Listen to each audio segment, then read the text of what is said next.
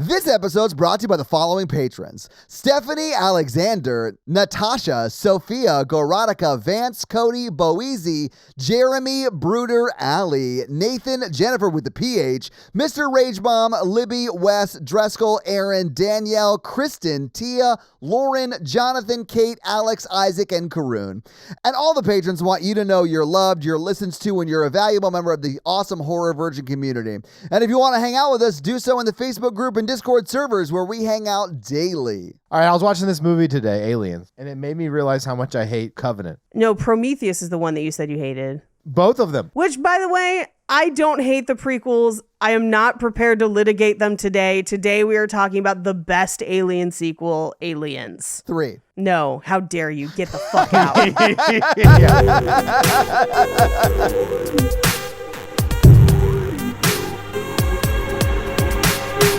So we're all agreed that Newt killed everyone on that colony. She's the thing.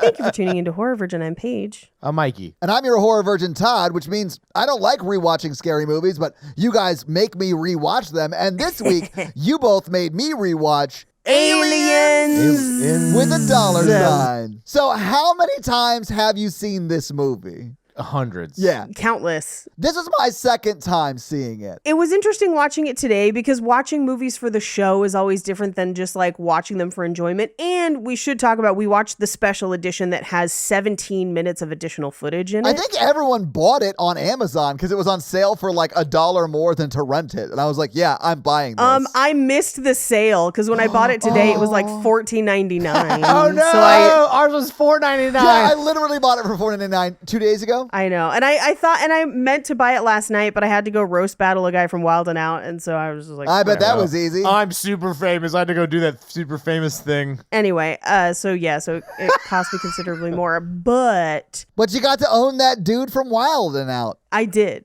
He was very nice about it, though. Anyway, we watched the extended version.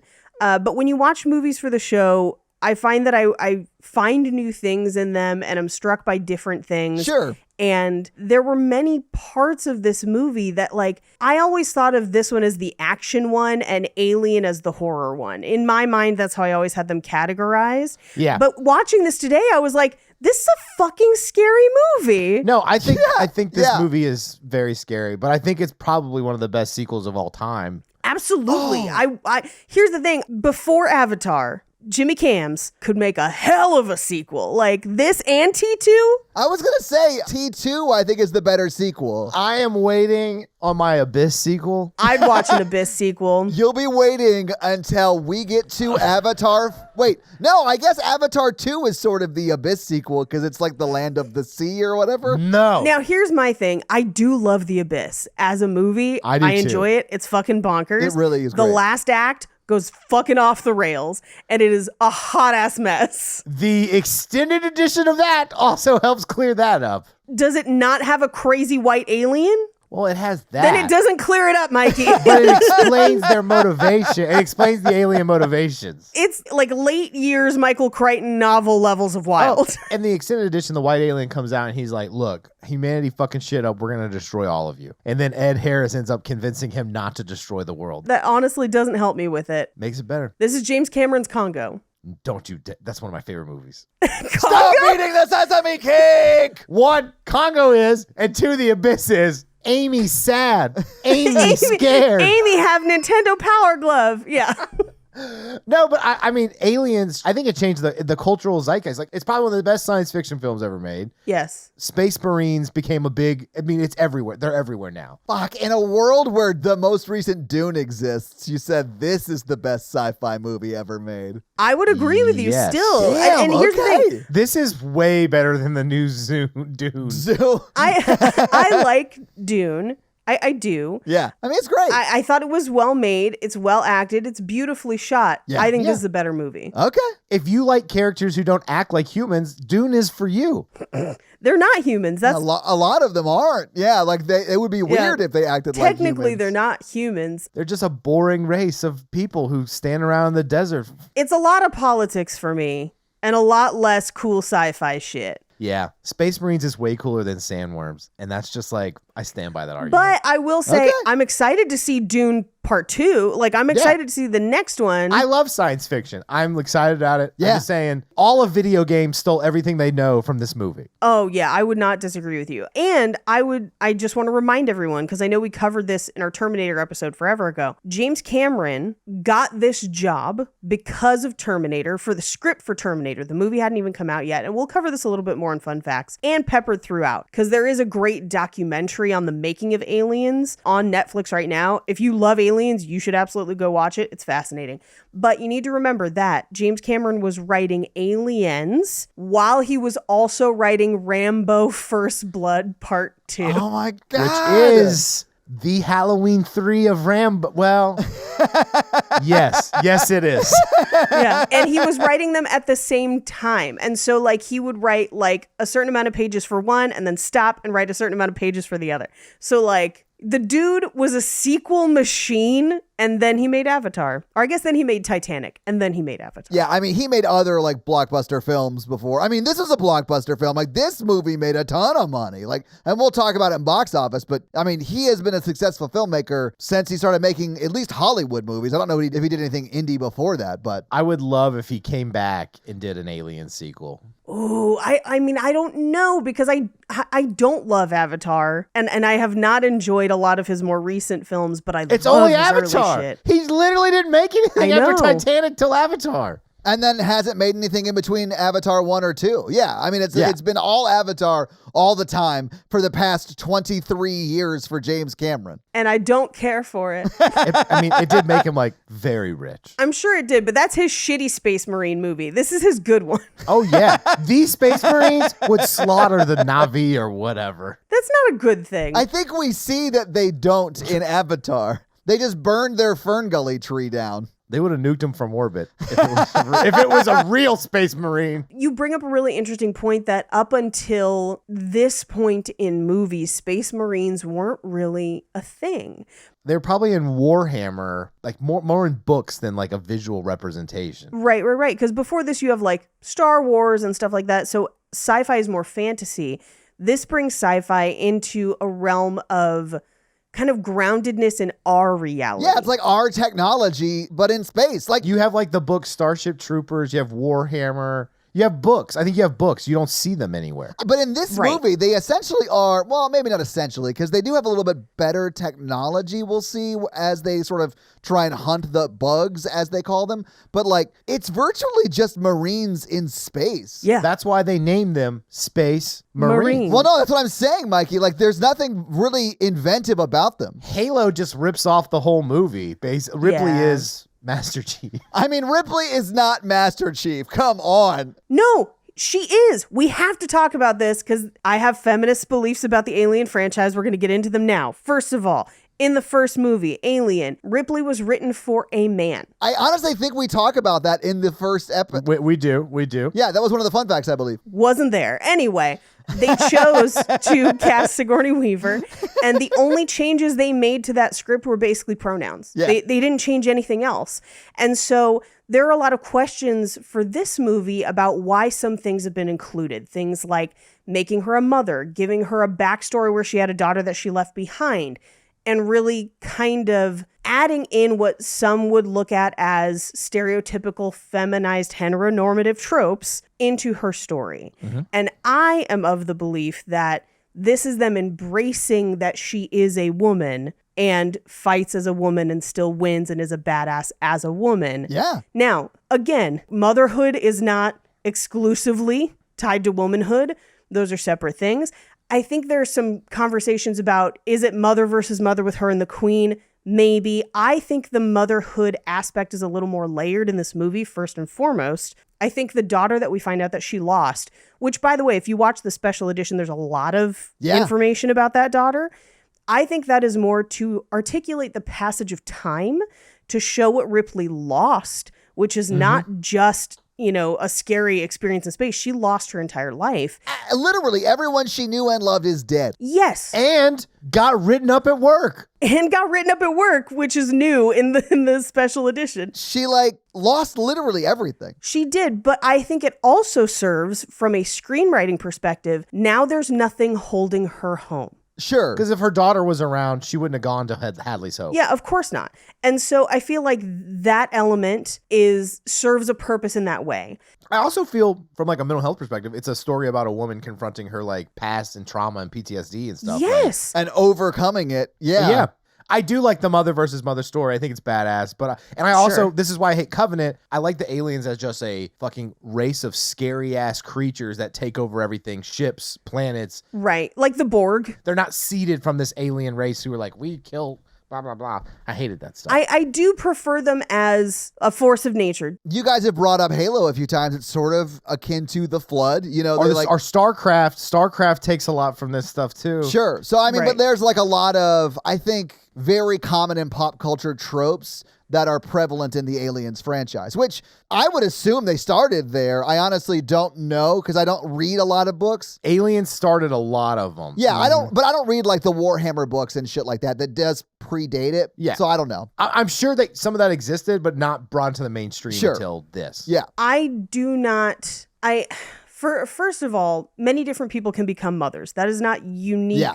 to a woman of her age, status, whatever. But I think what giving her kind of a caregiver relationship with Newt does is highlights the things that most of the Marines would view in Ripley as weak that actually make her strong. Yeah. It is a way to highlight her compassion and her care for life and her bravery and her willingness to defend and fight for people who cannot fight. And those things help her survive. At the end of the day, there's a reason that she's the one left standing, and she didn't have the biggest guns. She didn't have the biggest muscles. She just thought through how to do it. She didn't have the biggest muscles, I'll grant you that. But when she duct tapes the flamethrower and gun Oh, together, fuck yes. that is the biggest gun. But that's just ingenuity, and I was here for it. I love this movie. It's so But good. that's the thing, is Ripley is probably my favorite final girl. Absolutely. And it's because she is smart, she fights for what she believes in, and she fucking Yeah, kicks 100%. ass. Why you fight is so much as important of how you fight. Yes. And also I think Hicks and her have the perfect, this is the love story of the century. I love Hicks. I'm mad they killed him.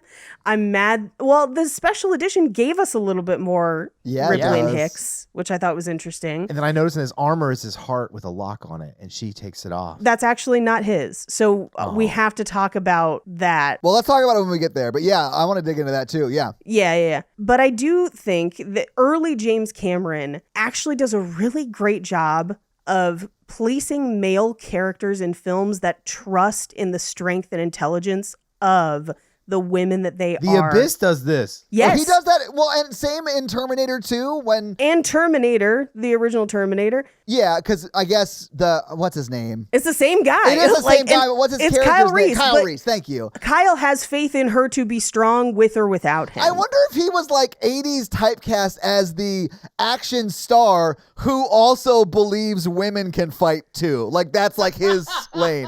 He ends up in this movie on accident. We have to talk about it. 'cause Okay, let's talk that's about why it. the lock is an accident, but I'll get to it in a second. Okay. So James Cameron writes a bunch of strong women at this time, but he also focuses a lot on motherhood. I think that is a thing for him because Sarah Connor is the mother of the future. We've got Ripley fulfilling a couple different versions of motherhood here. And then in Terminator 2, Sarah Connor again is fighting for her son, and it's a whole thing. Yeah. But I think a huge part of it is there's no one way to be a mother, and being a mother does not preclude you from being a badass. Does that make sense? Yeah. Where if anything, it helps drive the strength that was already within for these women. Yeah. Where I believe personally, if Ripley didn't have a kid, she would still be strong and compassionate and everything, but we may not know it as well on screen. This kind of gives us an into who she is as a person inside and why she is such a great final girl and why she survives. Yeah. So for me, personally, Aliens is one of my fave feminist movies. I'm all about it. There's also many different ways to be a woman. And hey, some women gonna mom, some women gonna not. That's fine. We all women. We can all do our own thing and believe whatever we want. Yeah. We can have differing opinions on the movie Aliens, and it's fine. I mean, one thing I've learned as people have been like throwing the title critic at me is that if you consider me a critic, don't listen to any critic. Like, I am literally just telling you my opinion, man. Like, it's no better than anyone out there's opinion. It's just mine. I don't know. I'll save my second lecture on Aliens as a franchise being aggressively pro-choice for later in the film. But yes. I can't wait to dig into that because, man, we were talking about that a little bit through text last night in the group chat. Shit, dude, honestly, that group chat last night was like so special. It was so funny.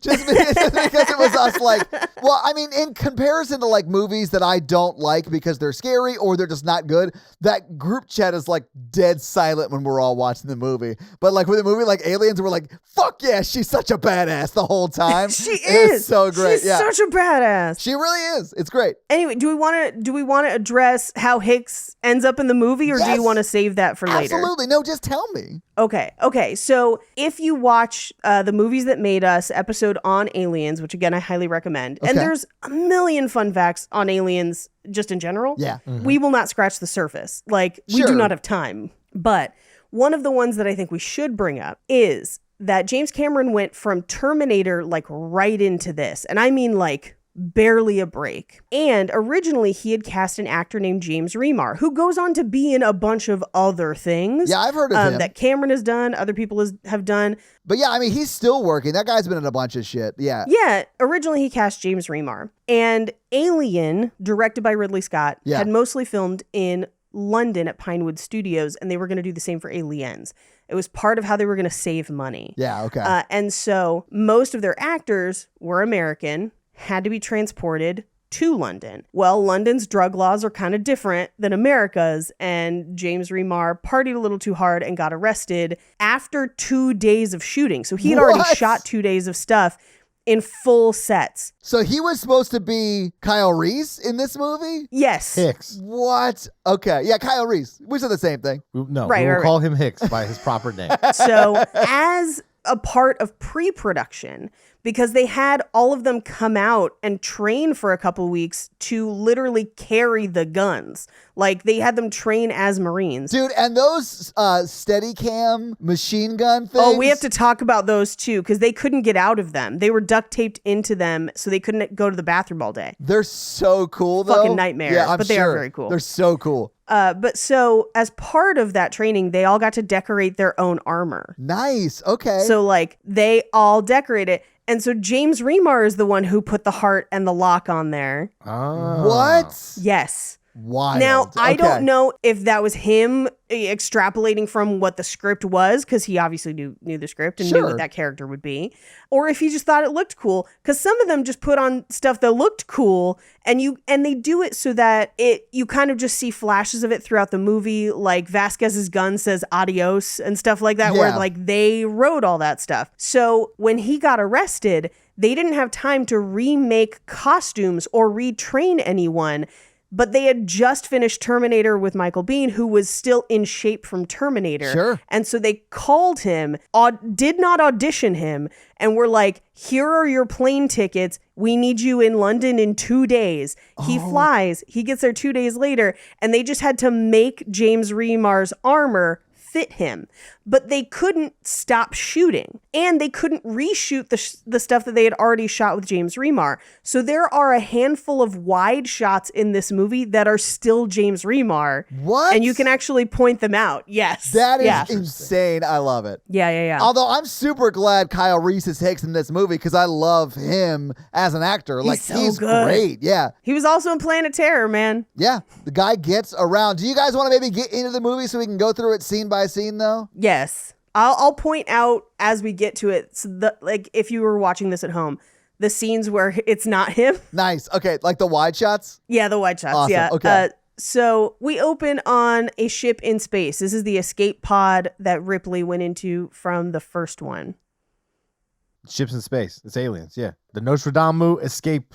It's the Nostromo. It's the escape pod from the Nostromo. Yeah. I will burn a fun fact. They had gotten rid of the sets from the original, so they had to rebuild the set from watching Alien. Oh, wow. Okay. Literally down to the gun that she shoots that she jams and throws. Yeah. That is in, as they pan through, you see it in there, covered in space dust. Yeah, the space dust looks a lot like glitter. I was like, is this an Yeah. escape pod or a strip club set deck? What are we doing?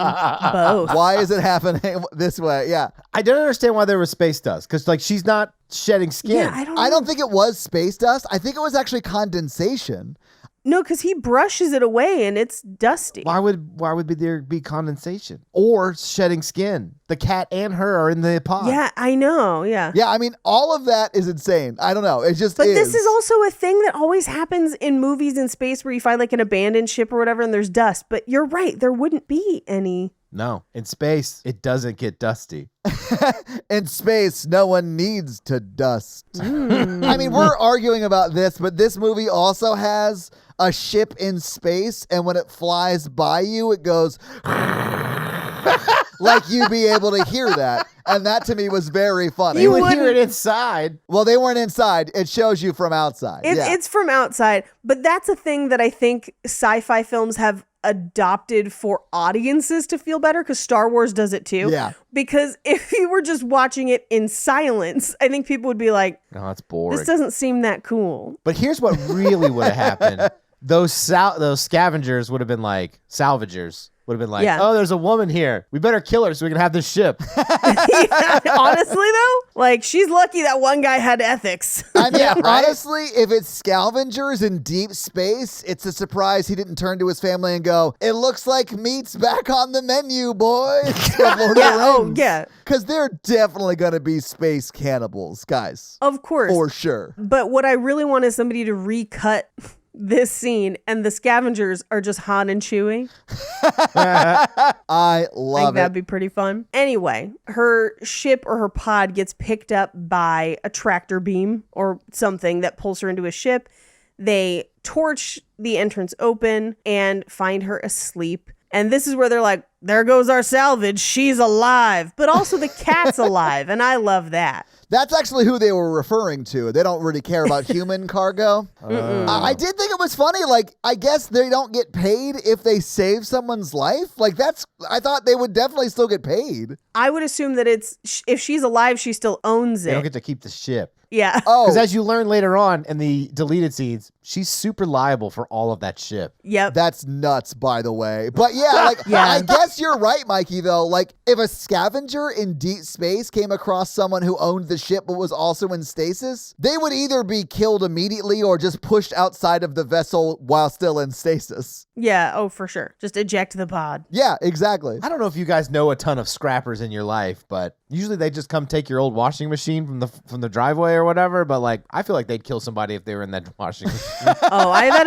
a very different experience. Those are just neighbors. We're all the neighbors of humanity. I guess guess. that's true, I suppose. Anyway, Yeah. we cut to a ship's medical bay where she wakes up and a nurse is kind of telling her she's been there for a couple days, but she's got a visitor. It's Jonesy the cat and Carter Burke from the Weyland-Yutani Corporation. Paul Reisner. Yeah. He plays his character like a slime ball, so later on, you're not so surprised he's a total slime ball. I do love that he is automatically who he is, and you just sort of expect it. Like, when he starts to double cross them, you're like, yeah, that does fucking check out. Like, big business people are Yeah. terrible. Like, Yeah. Oh, I yeah. get Well, it. and we'll get to it in just a second in one of the extended scenes, but I'll save it. I'll save it for the extended scene when we talk about it. But there was something else that I was kind of struck by. I'm super interested to hear the comparison between the theatrical cut and the extended cut, because I've only ever seen the extended cut. I've never seen the theatrical You've cut. never seen theatrical? I've only seen this movie twice, and it was both the extended. It's mostly Ripley's backstory. Anyway, he is a slime ball, but young Paul Reiser, very cute. I mean, yeah, I guess if you're into that sort of, I'm not. I mean, he's terrifying. He's going to kill all of you to save himself. And exactly. He can wear a vest, though, you know? he can wear a vest, man. He's got those very pretty eyes. He's layered up like certain people. I completely agree with all the things that you're saying, except I have to say Helen Hunt is too good for him, and Ooh, we need yeah. to move on from that. I will say that you talk a little like Paul Reisner in this movie. Like I pictured Todd as Paul Reisner throughout this whole It's film. because I also look good in a mean vest. I've just I been mean, like, don't get me wrong. I'm still picking Hicks every time, but like, all right, okay, I mean, okay. if Hicks can get it, Paul Reiser can get it second. can have some if Hicks is done with it. Yeah. Like I could just see Todd, like aliens attacking Todd, turn to the guy and be like, "Are you just gonna kill him, right? Like we don't think you're just gonna go kill him." Oh, if you're saying I'm like Paul Reiser because if aliens attacked, I wouldn't know what to do, that is correct. Like, I am not a space marine in any capacity, but neither are you. What are you going to sit him down on a couch and be like, so you're an alien? What was your mother like? Let's talk No, I about would how just you were shoot planted as an I would egg just and shoot then had them. to mouth rape somebody. I bet that was also traumatic for whatever. I would say that I wouldn't sneak out the back door of like a colony that's under attack by aliens. I'd be like, I'm gonna stay with the 4 people alive. I would say this is my perfect chance to have a muscly person show me how to use a gun.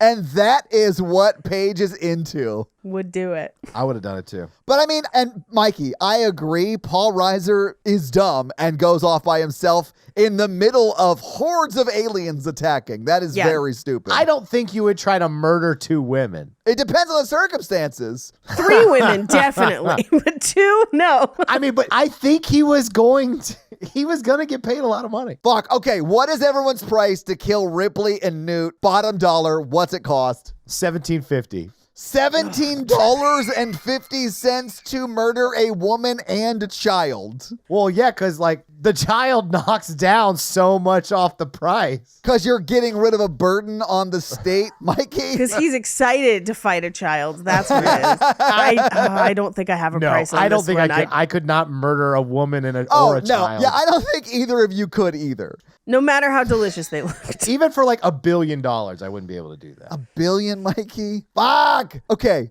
Todd, That's a lot of money, Mikey. For this sounds terrible. For $1 billion, I'm gonna try and talk it out with them and be like, imagine how much good $1 billion could do. How much do your families you're gonna want? try to convince them to let you murder them. Participate, yeah. And hey, if they say no, then okay. Then I guess we're not getting $1 billion. But What if it's an ethically sourced victim group? So it's like people who That's are like not a thing. volunteering to be put down, for lack of a better term. I have so many Dude. questions about that sort of population. Why are these people volunteering to be murdered? What is the motivation? Oh, no, there? I was just assuming it was like a voluntary death. I mean, there are societies around the world now that do that. Okay. But they're clones. They're not real people. oh, clones. You cannot clone loophole your way out of this because my bottom dollar for clones, I don't even want to is discuss free. in a That's public target forum. practice. You ask Obi-Wan Kenobi how much he would pay for a clone's life. Very little, my friend. Yeah, he let a lot of them to death. Yeah. And then killed them later when they switched sides. So many of them died, they named that whole war after them. yeah. Anyway, do you want to get back to this one that doesn't have clones in it? We don't know that. Any of them could have been a clone. We don't know that. Yes, because cloning does exist. It's all that's canon. It But is. 500 years in the future, though. We're not there yet. We're not there yet, Mikey. No. Anyway, let's get back to this movie because we're like 40 minutes into this recording and like 2 minutes into this movie. Yeah, let's go to her getting written up at work. Well, hold on, because we have to go through. She finds out that she's been in stasis for 57 years. Yeah. And she was lucky to be found at all. And then, oh my God, it's a chest burster because it's a nightmare. Yes. But she wakes up and Jones the cat is there. She reacts in a crazy way when she hears that, like way over the top and stuff. And I was like, I don't know, man. I think I might react that way if like I was having to come to the realization of the fact that everyone I've ever known and loved is dead. Okay, but if you're traveling in deep space, relativity still exists, and you're hyper sleeping. It's like the world is growing older as you're traveling in space. I guess that's true. Yeah. Yeah, I mean, to find out that I have outlived all of my relatives and everything I know is gone, yeah, that would fuck me up a bit. Yeah. So she wakes up and Burke is there again. When she wakes up from that dream and the nurse calls in and she goes, everything all right? And she's like, yeah, I just had a nightmare. And she goes, all right, well, try and get some sleep. And then Ripley responds with, I've slept enough. I don't know if you noticed, but the nurse doesn't say anything, but with her eyes, she says so much before she hangs Yeah. up. She like, damn right, girl, and then hangs up. Yep. It's so funny. I It was love great. her like character choice was so great in that moment. Well, in the future, nurses still don't give a shit. I They're mean, going to no, tell you what you're... Yeah. It felt very true to like all the nurses that I know. And I mean that like Okay, bye. Yeah, exactly. Like, yeah. I did think it was funny that after the nightmare where the nurse is present and she's like fighting the nurses because of the chest burster, after that, the nurse is just on the screen. Yeah. Where she's like, not going near that No. crazy lady. No, Like, I am not no. going in there. So Bert comes back and he's like, hey, I have some files for you before the inquest because she's about to go into a hearing about what happened in the first movie. Yeah. But the file that he gives her is the information that he found on her daughter, who was 66 when she passed away, which was 2 years ago. That's brutal, man. You've been adrift in space for 57 years and miss your daughter's life by 2 years. Yeah. Ugh. Well, and not only that, so what we find out is that she was supposed to be back in time for her daughter's 11th birthday. Yeah. So the trip was only supposed to take like 2 years or whatever, and Okay. she was going to be back. Brutal. Did you hear that her daughter married a McLaren? So she married well. I did. She married money. But she did still end up working for Weyland Yutani the entire time, which to me started to make me feel like, did everyone on Earth work for Weyland Yutani? Yeah, they're like Is this like a Amazon. Blade Runner kind of a thing? Yes. The Blade yeah. Runner comparison is sort of the vibe that I picked up from it. Yeah. So we also find out that she has no grandchildren. Her daughter married but did not have children. So Ripley has no living relatives. And I think that's the most important part of this scene is that Yeah. she is alone. She is a woman out of time and she is alone, much like Captain America. So It actually is a lot like Captain America, even in the time span difference. yeah, because Captain America is like what, 70 years? It was the 40s to 2014? yeah. So like 64 years, something like that. Anyway, so we go into her hearing. And I don't know if you guys highlighted this the last time you did this episode. This is where, because we see the crew sheets on the screen behind her, this is where we find out that canonically, one of the crew members from the Nostromo originally, Lambert, is revealed to be a trans woman. Canonically one of the first trans characters in a big blockbuster film, although it is kind of after the fact and Lambert's not in this movie because Lambert dies in the first film. It is kind of an interesting Easter egg that it happens in the 80s, that canonically there is a trans character in the Alien franchise. And it seems like it was on purpose, right? It was intentional. Yeah. Yeah. There's nothing that's not intentional in this movie, I would say. I guess my point is like they would have had to have gone in and made that choice. Like it's not like it was just like someone left something on set, so now there's Starbucks in Aliens. It's not like that. Like they would have had to thought it out and do it. No, I think it's deliberate, and I think it's deliberate in the same way that they have fleshed out Ripley in a way that skews heteronormatively feminine, where it's like we are making a decision that this is who this character is. It is no longer a blank slate that was a male character that we just changed pronouns for. She is a woman. Yeah. And we are choosing to identify her as such. There are also multiple women on this crew later on, all varying different kinds. It is a cornucopia. So in this hearing, they basically accuse Ripley of like wrecking their ship on purpose and killing everyone. Yeah. Well, woman drivers. Oh, God, Mikey. Mikey. Boo. How dare you say something so brave? How dare you? They revoke her license because of this whole thing. I mean, they do revoke Her her driver's license. No, I mean, not her driver's license, though. That is extra. In the theatrical cut, we don't find that much out. Wait, we don't know that really? she's been fully revoked. Yeah. It's like off. They're like, oh, you're no longer allowed to leave the station. It's like a throwaway line. Oh, okay. Yeah. Because her losing the license is really what sets up her working for 6 months in a powerlifter suit. Like, that's why she's able to use it so effectively at the end. Right. Well, and the scene where they come to kind of pitch her on the new project is shorter too in the theatrical cut. Okay. Because they kind of just remove that, I guess, probation that she's on from the theatrical cut. But essentially at the end of this hearing, the company is like, you no longer have a license to be on flights at all. And you owe us money and we're not going to charge you criminal charges. It's bonkers. And they don't believe her. They do not believe there's an alien there. They don't believe there's anything wrong. Now, something that I had never really thought about because of an extra scene that's in this cut, what happens off screen is that she lists out the planet that she was at. Go check out LV-426. Yeah. And at that point, Burke sends Newt's parents, because that's the extra scene. We'll get to it in just a second. But that's what triggers Newt's parents going to check out the ship. Yeah. So they say that she had questionable judgment. So we cut to, in the extended version that we watched, if you're watching the theatrical cut, the scene does not exist. But we actually get to see the colony with people in it, which is never in the theatrical cut, ever. You only ever see it defunct. There's a whole thriving, like a bar and people. And something that I noticed in this that I thought was really interesting is that almost everything is branded Weyland-Yutani. Yes. So like there's like a big wheel, like the tricycle. And then later when Ripley uses a space heater, it's branded too, but it's basically like this is a company town is what this is. And so we overhear, or rather we witness a conversation where one of the guys kind of directing work responsibilities at the colony is answering questions about search teams. So we kind of get the sense that they're sending out teams to look for new species or fruits or whatever out in the wild of this colony that has now been terraformed, and then they get payment for bringing them back. And they're asking in particular about one that the company asked them to investigate because they haven't heard back from it yet.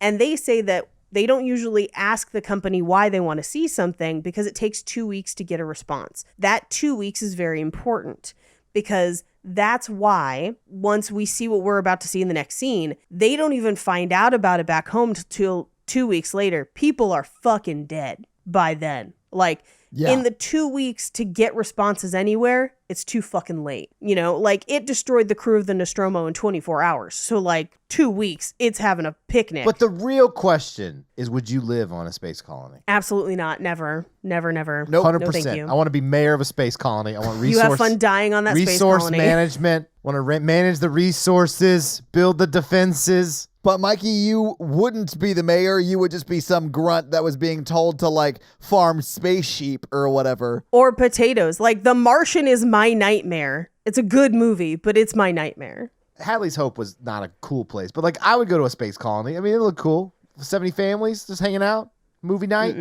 Nope. It's probably better than Insta Earth. death. Earth's probably all run down right now. But I also want you to think about how many people survived the first wave of Earth colonies on Earth. Like when white people decided to go live at another place that other people had been living for years but didn't listen to them, almost all of them died. And that was on this planet. So like your chances of survival on an off-world colony, slim to none. I'm an optimist. We're going to go for it. And hopefully we'll meet some friends along the way. You're going to get killed by a space kangaroo. You put way too much faith into like Elon Musk type people. No, because that is who You is can't going to even be make doing. Teslas not catch fire.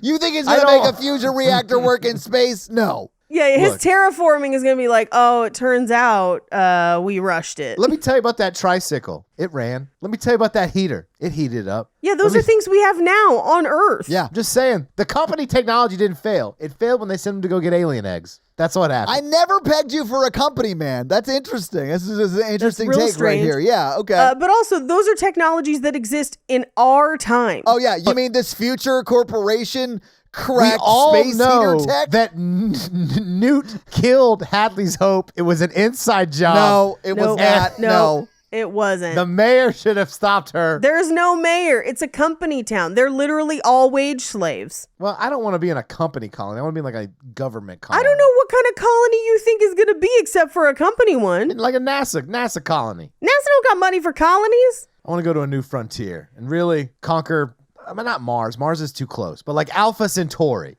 I mean, it's going to take years and years to even get there. I mean, yeah, you would absolutely be like saying goodbye to your family. Like, Todd said he would join a colony in the group chat. He's changed his mind for the recording. wait, did I? It's bullshit. Yeah. No, I think you're thinking of me where I said 80s Michael Biehn could maybe talk me into a colony, but like That's he true. doesn't exist anymore because time is cruel. So like, you know, you've got no hope for getting me to that colony. I have Hadley's Hope.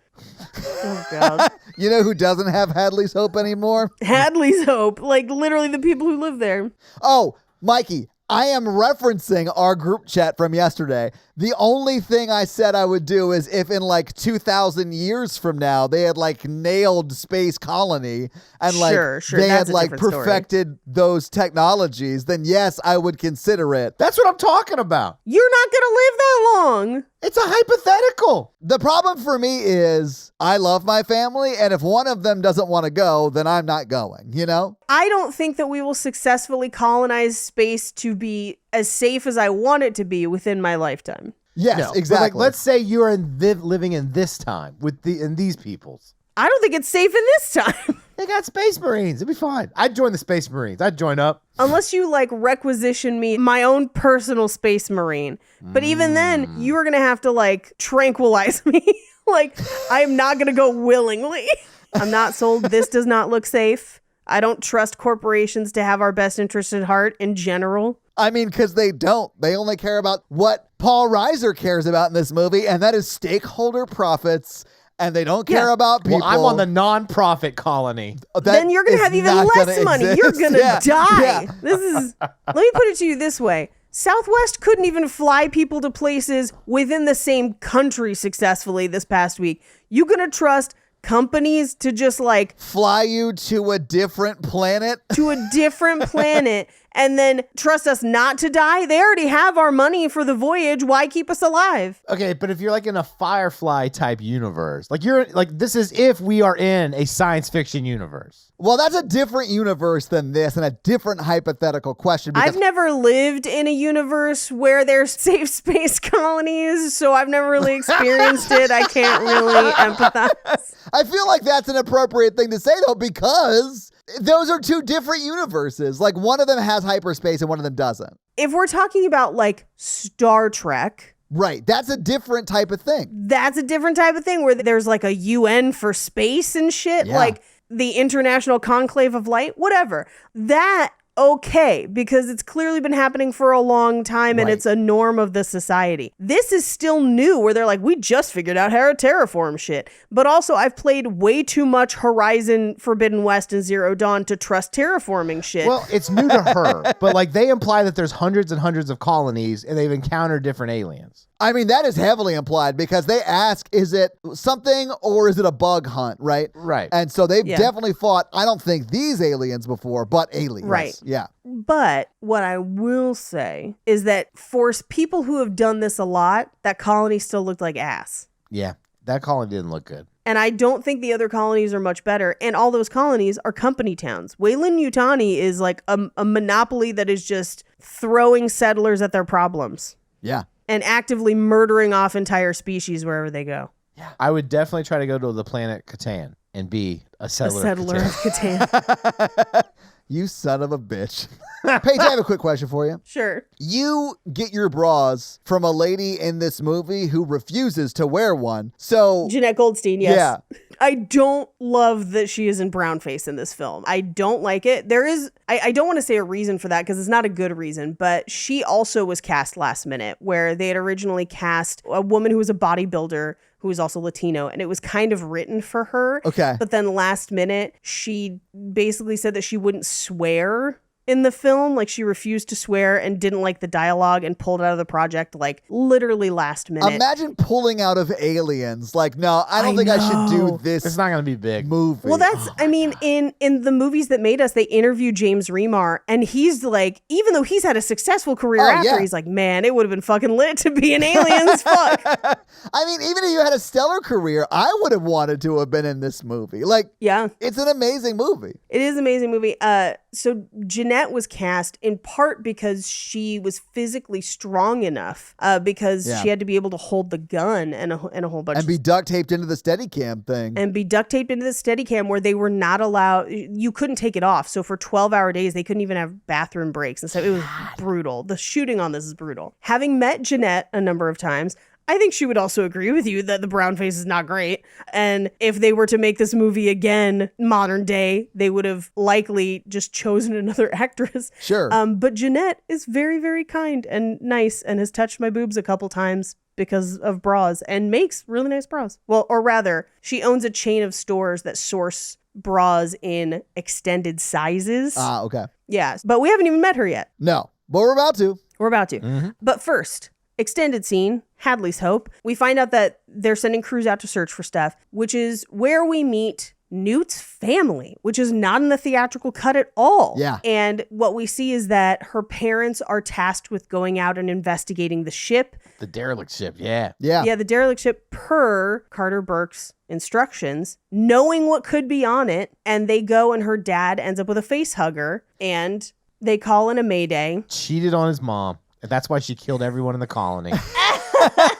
What I really think is interesting, the girl who plays Newt was an army brat. She lived on a military base in London with her parents, and they wanted to cast an American, and that was one of the few places they could find children with American accents. And so that's how she gets this role, is because she could scream really well. That makes a lot of sense that they cast her because of her screaming. Yeah, because that's what she mostly does in this movie. Yeah, and in the documentary, she's an adult. Sure. And they have her do it again, and it actually sounds pretty similar, which is kind of fun. That's awesome. Anyway, so her mom comes back. They call a mayday. What we will find out from another extended scene a little bit later, because when they first arrive at the colony, in the theatrical cut, it's a little bit shortened, but we will find out that they tried to remove the facehugger from her dad and killed him in the process. Yeah. But that's the live one that they've got, or one of the live ones. Yeah, I think there are 2 live ones. Yeah. So we cut back to the theatrical cut where they come to see Ripley and ask her to come with them to the colony because they haven't heard from the colony in a few weeks. And she's living in a shitty company apartment. She tells Jones that he's staying behind this time. Yeah. Which is great. And she badly needs to ash her cigarette. But this is also where we meet Lieutenant Gorman. And Gorman's kind of an interesting character because he's the military head of this operation, or the Marines head of this operation. Yeah, he's the lieutenant. Mm-hmm. But he is clearly a desk lieutenant where like he's never been in the field. And so there's some lost respect there. I love when they're asking him when they are like literally drop shipping onto the planet. Yeah. They're like, how many drops have you been on? He says something simulated, like a big number. 38 simulated and 2 including this one. Including this one. That's what I was going to say. It's so funny. He's like, 2 including this one. So you've been on 1 other mission is what you're saying. Great. And he's like panicking and it pans over to Hicks who's asleep. Right. Where he's just like, this is so boring. I am already Hicks out. is good in a crisis. I relate to that. Honestly, I would be more terrified if you were able to sleep through the bumpiness of that than if you were nervous because of the bumpiness of a dropship. Like, why? Because you feel like you're not reacting to the danger at hand? no, I would assume that something fell off of something and hit Hicks in the head and knocked him out.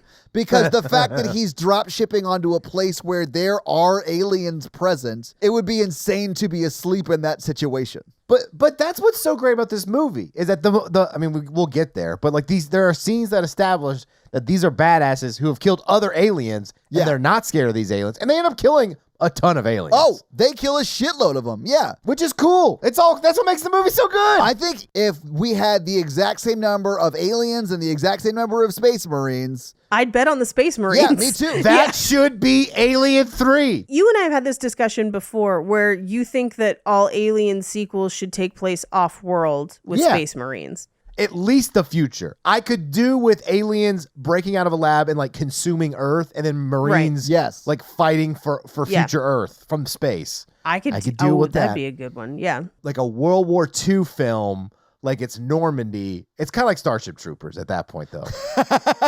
Or like Halo 3. Which all rips everything off. Well, not Starship Troopers, but everything rips Alien off, you know? Yeah. Like the Sergeant character is...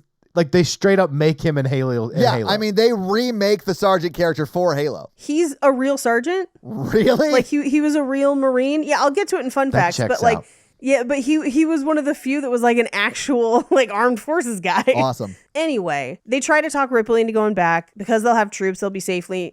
And she's like, no. I just want to stay, use my power lifters, hang out at the cargo docks, like, just leave me be. And they basically dangle a carrot in front of her of like, well, you know how we like revoked your license and blamed you for what happened? You know how we railroaded you and like made you, lose your job and status? And didn't believe you. Yeah. Do us this favor so we can return what we took from you. It's a wild ask, and I understand why she's like, no, fuck you, I'm not going to do it. Yeah, well, and he leaves her his card, and he's like, think about it. And she wakes up from a nightmare about aliens. And I assume that the reason she decides to go is like, until I finish this, I will always have these nightmares. So it's more of her personal journey of like, I have this trauma and I have to address it head on, or I will never be free of it. Yeah, I mean, I think she is like, I could either go to therapy or I could go back to the planet and kill all the aliens. She did. She had a She did therapist go to like me who therapy. was like, "Oh, you have a phobia about these aliens. Drop into a planet full of these aliens. It's called desensitization." That sounds You're- like a then you're wildly cured. irresponsible therapist. Well, as you know, therapists are always well represented In film and on television. film and Yeah, television. that's true. That's true.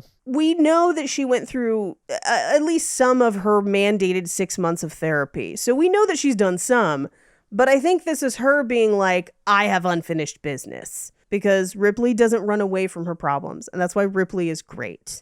Agreed. This is a side note. They tell Ripley on the like in the whatever they were at, the space place. The space conference room. Yeah. Uh-huh. Yeah.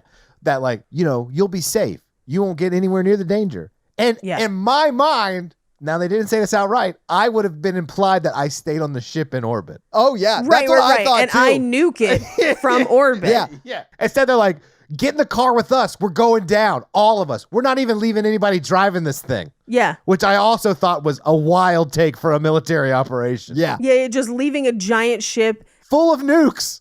full of nukes. If there are other aliens, it's also implied that there are probably other ships. And we know there's scavenger ships. So like, Yeah. what if a scavenger ship just like rolls up to the Sulaco and it's just like, yo. Well, there's got to be space everything. Space tourists and space like insurrectionists and space like independent people. Don't space tread on me. There's got to be all of that stuff. Don't moonwalk on me. Yeah. I'm a space-tarian, so I don't believe in space tax. I never been to space. I'm mad at the moon. Yeah, sorry. I'm an H2%er O, which means that the Constitution gives me rights in space. Space doesn't exist. It was invented by Stanley Kubrick. They want you to fear illegal aliens.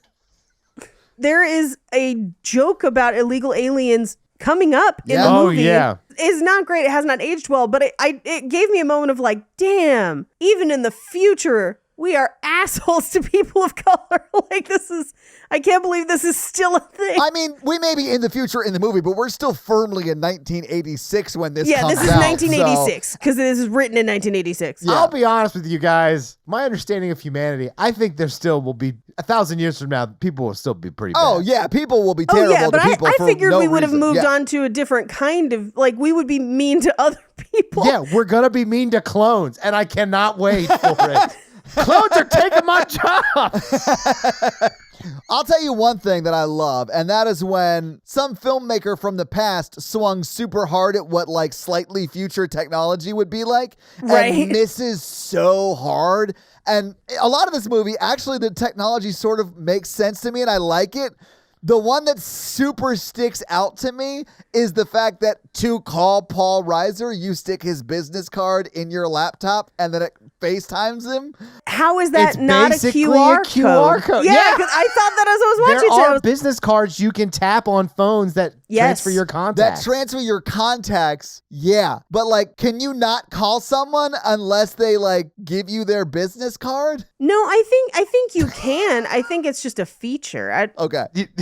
I think he gave her the card and she had not used it until that moment and then loaded it onto her computer. Yeah. Okay. That actually makes a lot of sense. I think to that's me. being very kind because she literally shoves a business card into what looks like a fax machine, and it It's- calls it's like an Paul Apple Reiser. II. Yeah, But exoskeletons exist. yeah. And James Cameron's had a hard on for them since the 80s because some of his Yeah. movies in the 80s have them, and Avatar still uses them.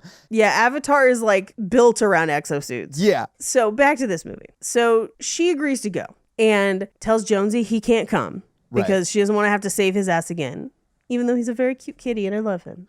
And if I ever get another orange cat, I'm naming him Jonesy super cute cat. But I understand why she was like, you can't come this time. Like, because he's an orange cat and they're dumb. And here's the thing. I love orange cats. I'm an orange cat lady. I'll be an orange cat lady for life. I have two of them. They big and they kind of dumb. Yeah. I don't know if this is smart or dumb. He figured out the kind of package that temptation treats come in, which by the way is the same as beef jerky, potato chips, Yeah. gummy worms, like any snack. And so now he just steals anything in that package. So like, I woke up one night to him dragging a bag of beef jerky over my face to hide it somewhere in our bed. Are you sure that wasn't Jake? It was not Jake. Sorry. Jake was asleep because McCready cuddles up next to Jake, but walks over me as if I am not there. And so... Sorry, I assumed that dragging his beef jerky across my face was a euphemism for something. I am way wrong. That's my bad. It was not. It That's my was bad. just Jack Links over my Paige eyes. Stop with the Just like- euphemism, Paige. We get it. You guys were into some kinky shit. So we cut to the barracks where this is an extended scene where we get a look at the ship, Yeah. like a little tour. That was actually not in the theatrical cut, but it's also where we see Chekhov's power lifter. That's pretty cool. Yeah. And how many bombs and guns and things that they have. Okay, so rewatching it today for the podcast, Yes. I was like, there's a lot of weapons there.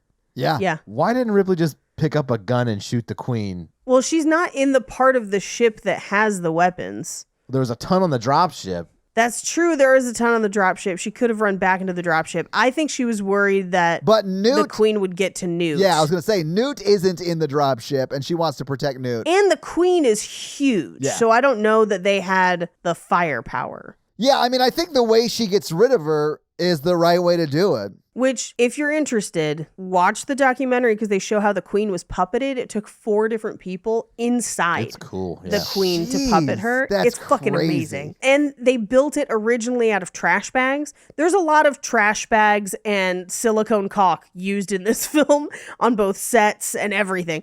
Just like college. Just like porn, Mikey. Yeah. Tons of silicone caulk. But they built it out of trash bags and puppeted it in a parking lot for like proof of concept. And so they interview all the puppeteers and you get to like see their video of them doing it. But it wasn't just like we're sitting next to each other and puppeting. They are right and left arm together. So 2 different people are puppeting the top and bottom of mouth, but they had to be in sync. And then they each have an arm out to the side. It's wild. That's so crazy. It's so crazy. Yeah. Anyway, this is where we see the pods of everyone waking up. Burnt fun fact. Each one of those pods cost about $4,500 and they could only afford to make 4 of them. Wow, okay. But they have 12 people. Yeah. And so they used mirrors. So it's actually 4 Wow. made to look like 12. That's amazing. Well done. Isn't that crazy? Yeah. Yep. Anyway, everyone wakes up. They're all shirtless. Thank you. I mean, and pantless, or I guess they don't have like trousers on if you're international. Right. It's like yeah. shorts, like jammies. Like boxers or, panties on. Yeah. Yeah. They all get up, they get dressed, they start to have like their first kind of meal together, and you're kind of meeting people as they go, but they're rowdy soldiers. It's very, very different from the crew that we saw in the first film, but also it's very different from Ripley, who feels, I think, initially very out of place with this group. I mean, I absolutely think she does, but a lot of people in this group are like, I don't know, like I sort of love Bill Paxton in this movie, but like, I love Bill Because Paxton in this he's movie. so Almost good. all of his lines are improv. but I hate his character. Oh my God. Did you just say all of his lines were almost improv? Almost all of his lines are improv. And the only reason Fuck. people know this, because Bill Paxton unfortunately has passed. Yeah. And he was beloved by the entire cast. Like, that part of the documentary is super sad. They all miss him. And the girl who played Newt was like, he would always apologize to me when he swore in front of me on set. And he would like, Oh, he would like God. color in coloring books with her and stuff. He was supposedly like the nicest guy.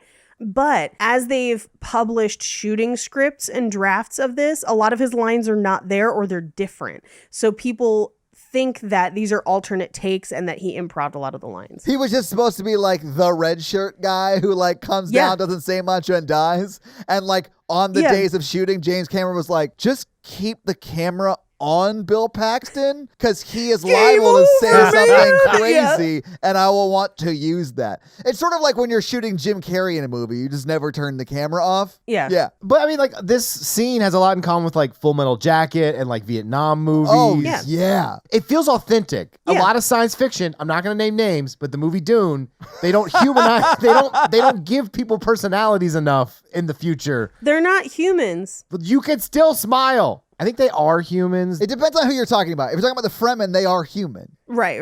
I don't know who you're talking about when you say they're emotionless and they don't have much character to them.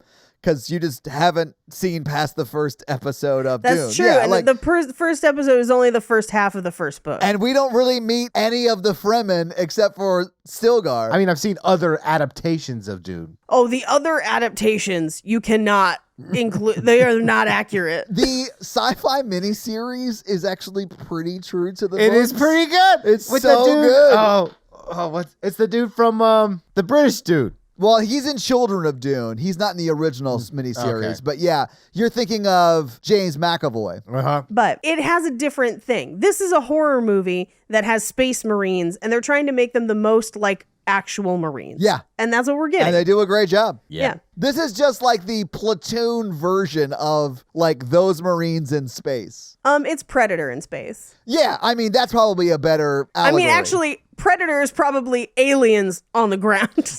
Anyway, so they're having dinner. Bishop does the knife trick, Yeah. which, by the way, they did not warn Bill Paxton they were going to use his hand. That was decided That's funny. on the day. They had shot it once with just Bishop and they didn't like it as much, so they reshot it and put Bill Paxton's hand on there.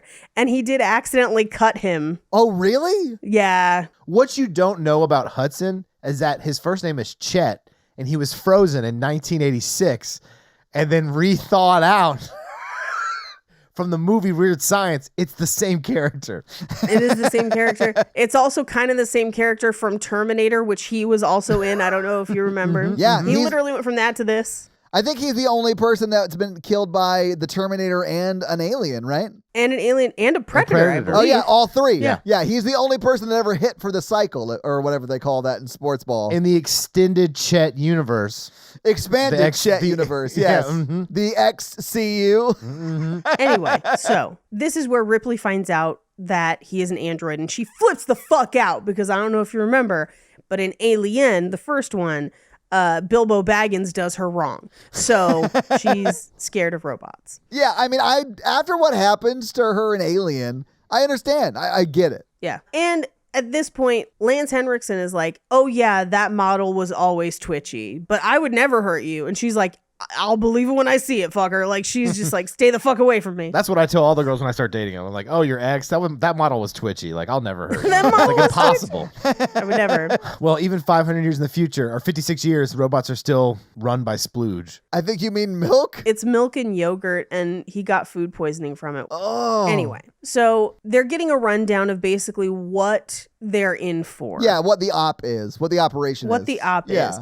And this is also where you kind of get you get a little bit of FaceTime with everybody. So you kind of learn who the Marines are, at least the ones that are going to live past the next two scenes.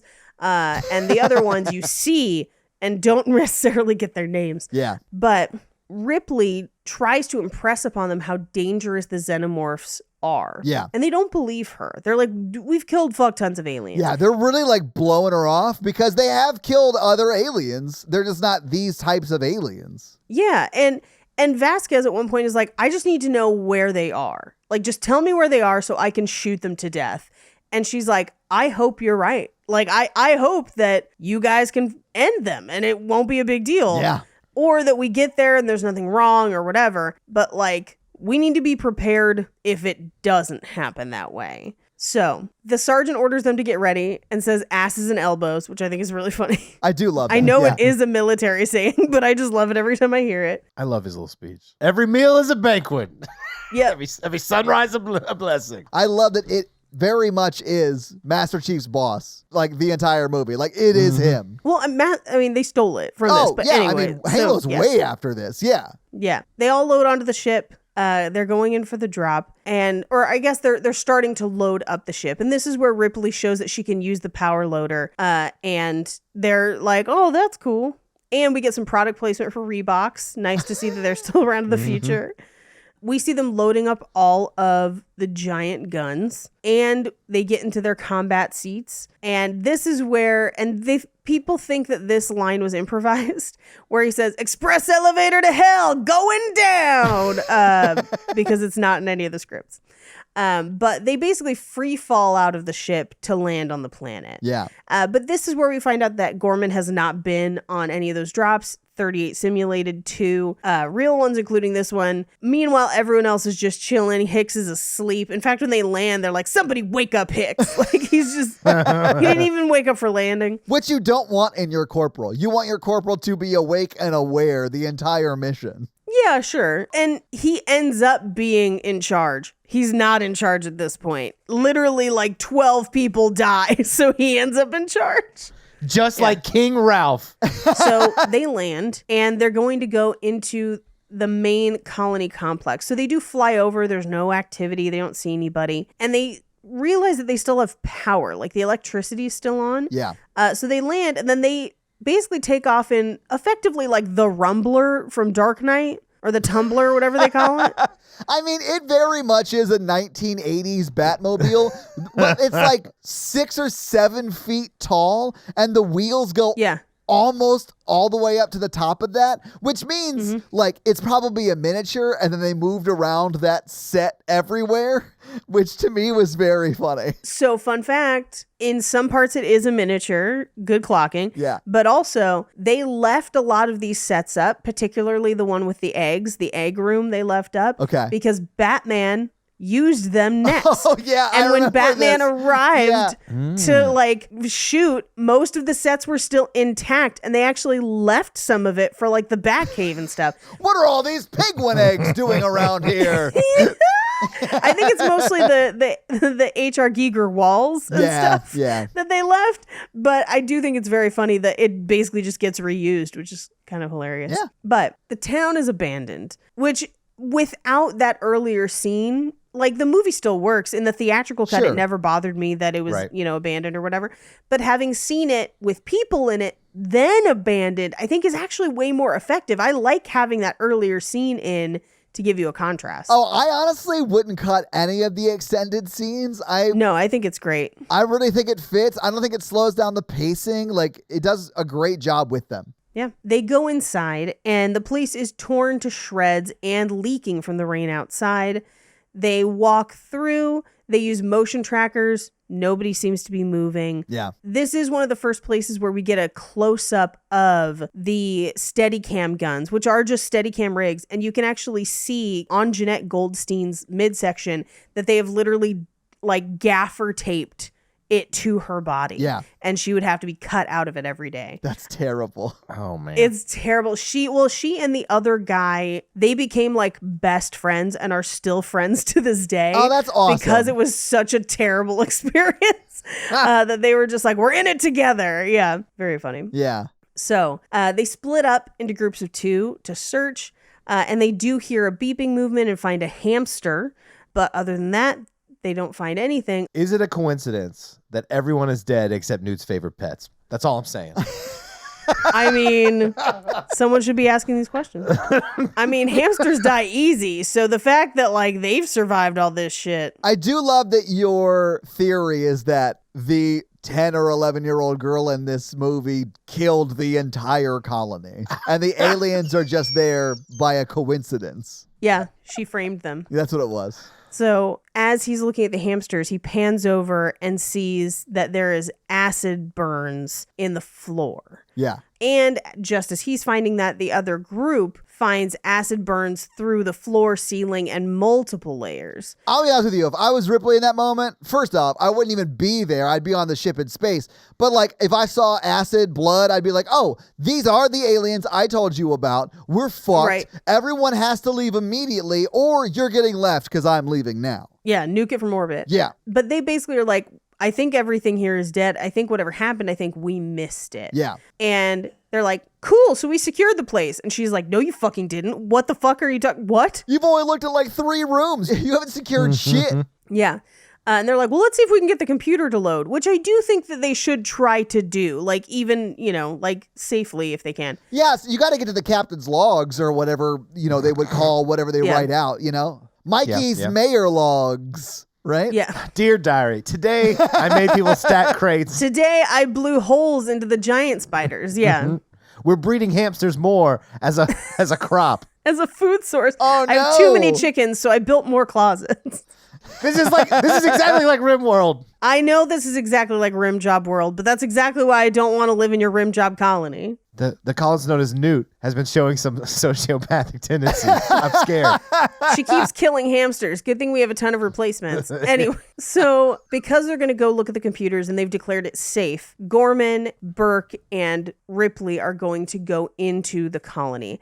And this is actually an extra scene where they stop outside the colony, basically as they're walking in, and Hicks stops her and says, "Are you all right?" Because she kind of pauses. She doesn't want to go inside. Yeah. And she says yes. But this is the first thing we really see of him being like, clearly you have got some trauma. Like, Yeah. are you okay? Like, no one really cares for Ripley's safety except him for the bulk of the movie. And it's kind of a marked difference from the other people around her. Yeah. They go inside and realize that the settlers had blockaded portions of the colony to try and either keep things out or keep them in, but the barricades did not hold. But they're not finding any bodies. So they go into their server room and their lab, basically their med bay, Yeah. where they have live specimens.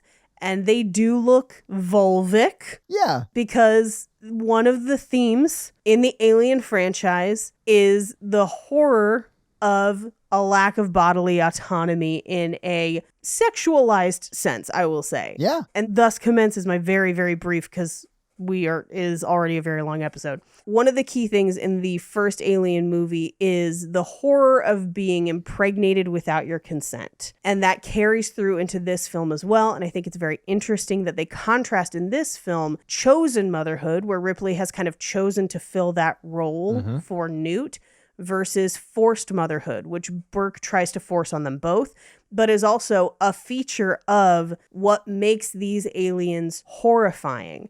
And it, I think, really gives validity to people who have experienced assault in that way and how that can be very violating. And I think this movie is one of few to address how violating a lack of bodily autonomy in that way can be. And I respect the hell out of it. And I think it makes it very approachable of like this Yeah. abstract thing of like, well, if an alien impregnated me, that'd be the worst thing that could ever happen. And But what if that alien grew up to be president? Right, exactly. and like that's me, stupid kid watching science fiction movie, and then like, you know, you date a girl and they're like, oh, like a rape, and you're like, Yeah. yeah, that makes sense. Yeah, okay. And it is no mistake that many of the aliens are designed to be phallic. That was purposeful. H.R. Giger has talked about it quite a bit. Yeah. It is not an accident. It is not a coincidence. Very much these movies use sexual assault as a language to communicate terror within this franchise. When I was taking Phil Eisner's class at UCLA, which, did we ever put that on Patreon? You mean our chat with Phil Eisner? Mikey, unfortunately, yeah. couldn't be there because you had to be at work, Mikey. But yeah, that's definitely on Patreon. It's been up there for a few months, actually. Okay. Writer of Event Horizon. But the first thing he did the first day of class is he just like stood up and walked to the chalkboard and drew something and then stepped back, and it was a xenomorph. Like he'd perfectly drawn on the chalkboard. Nice. And he literally was like, why is this scary? Why is this terrifying? What does it look like? And was like, it is phallic. Like that is part of the fear. That is baked into this franchise. You cannot separate it.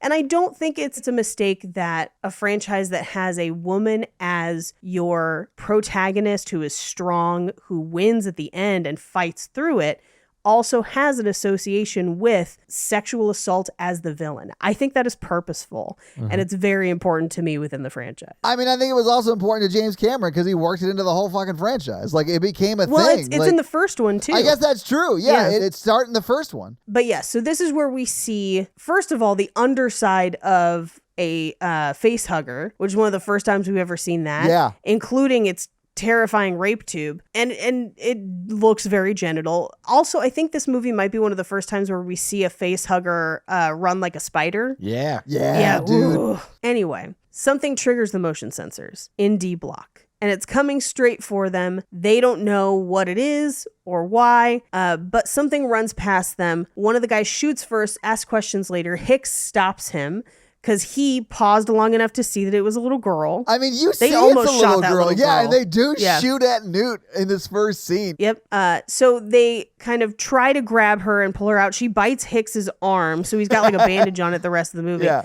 And Ripley ends up crawling into the vents behind her, and she basically lives in like a trash compactor. Yeah, it's like in the ventilation system. Yeah, it's just like a place she can hide and not make noise and survive. Or it's a place she designed to survive her attack on Hadley's Hope. I mean, I don't know that she could have orchestrated the murder of 70 families. She took a lot of personal effects into that place, which is weird if she really didn't have a lot of time. I mean, she's had a lot of time. She's had a couple weeks Yeah. at least. And if I was the only survivor of an alien infestation, I would probably want to go collect some keepsakes. Yeah, well, she's got like her school photo Yeah. that has her real name on it. She's got her doll Casey that is just a terrifying severed head. Yep, that's a point for me.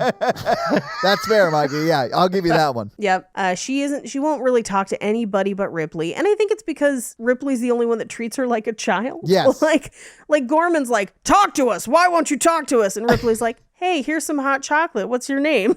I mean, Gorman Yeah. seems like he's one step away from leaning her over a table, putting a towel over her face, and pouring a jug of Waterboarding her. water on her. Like, he is that close to that. Maybe if he waterboarded Newt, he would have got the truth. this is bonkers bad take. I mean, I think we do get the truth in a much better way from Sigourney Weaver just treating this like 10-year-old like a 10-year-old. Yeah, well, and I think that's the other thing too, where some people have criticized, like, oh, they just put Ripley into the mother role. And I was like, no. I think Ripley found a child and no one else cares no one else is going to look out for this child, and Ripley is compassionate. Well, and, like, I mean, yes, I would say she is compassionate. I don't want to discount that by what I'm about to say, but also they needed that information, and Ripley's the only one that knew how to get it out of a child, so she Yeah, had to 'cause she's a step in mother. and get that information. Like, I'm not saying she's not compassionate, but someone also needed to do that, and she was able to do it. yeah. Yeah. Well, and as the movie goes on, I also think it's really interesting. People always talk about her as a mother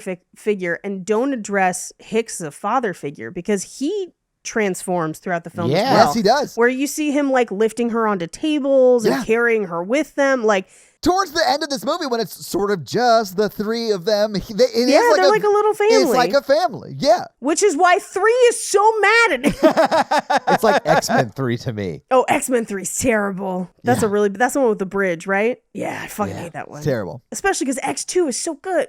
It's just like this. Uh-huh. Yeah. See? Anyway, so they get some information out of Newt, and we find out that her family is dead, Yes. which should have suggested that everyone was dead. But essentially, they get hits off tracking beacons for the other colonists. Yeah, she was like, they mostly tried to tell me what to do. Mostly. Oh, gee. But this is also where they find out that they're all in like one place. And for me, I'm like, they're all in one place. This little girl's with us. Those are bodies. Like, there's no way, like, they're not alive. Someone would be Right. caring for this child. Absolutely, yeah. Also, we do get to see Bishop dissecting a face hugger. Which is cool. It is very cool, That's yeah. pretty cool. Anyway, so they decide to go drive to another part of the compound where all of the bodies are. And they kind of park up at the top and then send all of the Marines down via the stairs. Yeah. But they realize as they're making their way through and still not seeing signs of anybody that if they shoot anything, it might ignite some of the fuel stored in the compound and could cause a giant explosion and kill everybody. Yeah. Which is interesting that the aliens sort of know that and have chosen that location. I think that that's the reactor, so it's warmer than the rest of Yes, the colony. that's what I think it is. Okay. They're like termite. They're like bees. Yeah, I like their bug persona. So I guess I have a question. How intelligent are the aliens? Because it seems like they do sort of have a plan of attack. They engage in trying to find different routes in. I think the queen is intelligent, more intelligent than them. Sure. And if we're looking at like the bee metaphor for the aliens, that makes sense. Okay, so canonically, there are two potential answers to that. Number one is the bee answer, where they are worker bees, they transmit information, Sure. and the queen is smart. But at points, we see the queen, like, use the elevator and things Yeah. like that are like, that's pretty intelligent. Yeah, I think so Which too. lends itself to explanation number two, which is primarily tied to the prequels, but I actually do like it as an explanation. Because they are a parasitic organism, much like the Thing, they take on traits of whoever hatches them. I have heard that. That's the Alien 3 retcon. It is, but I do think it makes sense for the first two films as well, because it means that they have some of us in them, but it also means that depending on what they've been feeding on, they're different other places. Do you think that's why they didn't like try to assimilate Newt immediately, because they didn't want to have like small aliens because she's still a child? No. I think it's because they remembered bullying her before and leaving her out before she killed them. That was their human parts remembering that. Yeah. It's because the egg has to hatch. That's also why, because in this scene, okay. they're walking through and they start to find people's bodies stuck to the wall. It's so gruesome too, man. Like a lot of the body horror in this is super effective. It's pretty rough. And then they find, and this next piece was the piece that terrified me as a child, because I saw this when I was like 8. It was probably like the first time I saw this movie. That stuck with me the whole time, that even watching it today, I was like, the existential horror of this still haunts me to this day. Yeah. Where they find the woman on the wall that's alive. And she's just asking to like, kill me, please kill me. Kill me, please kill me, because God. she has watched everyone else hatch. And then she chest bursts, and it's fucking horrifying. It is. Ugh. But that gives us an idea of kind of what happens, where the queen lays a bunch of eggs, they put people on the walls, and then as the facehuggers hatch, they just attach to open hosts. Yeah. So they basically, she got there before the host connection was made. Yeah. For Newt later in the movie. Anyway, so they can only use flamethrowers, but they find the people on the wall. Everyone's fucking horrified. Yeah. Well, except for Sigourney Weaver, she's just like, I told y'all so. Yeah, Yep. get them out of there. We need to get. She's like, they're all dead. Let's get out of here. Yeah. They're all dead. Let's fucking leave. I do love that when they all hand in their magazines of bullets and stuff, Hicks keeps a shotgun and he's like, I like to keep this one on hand for close encounters. Yeah. And in my mind, I was just like, of the third kind?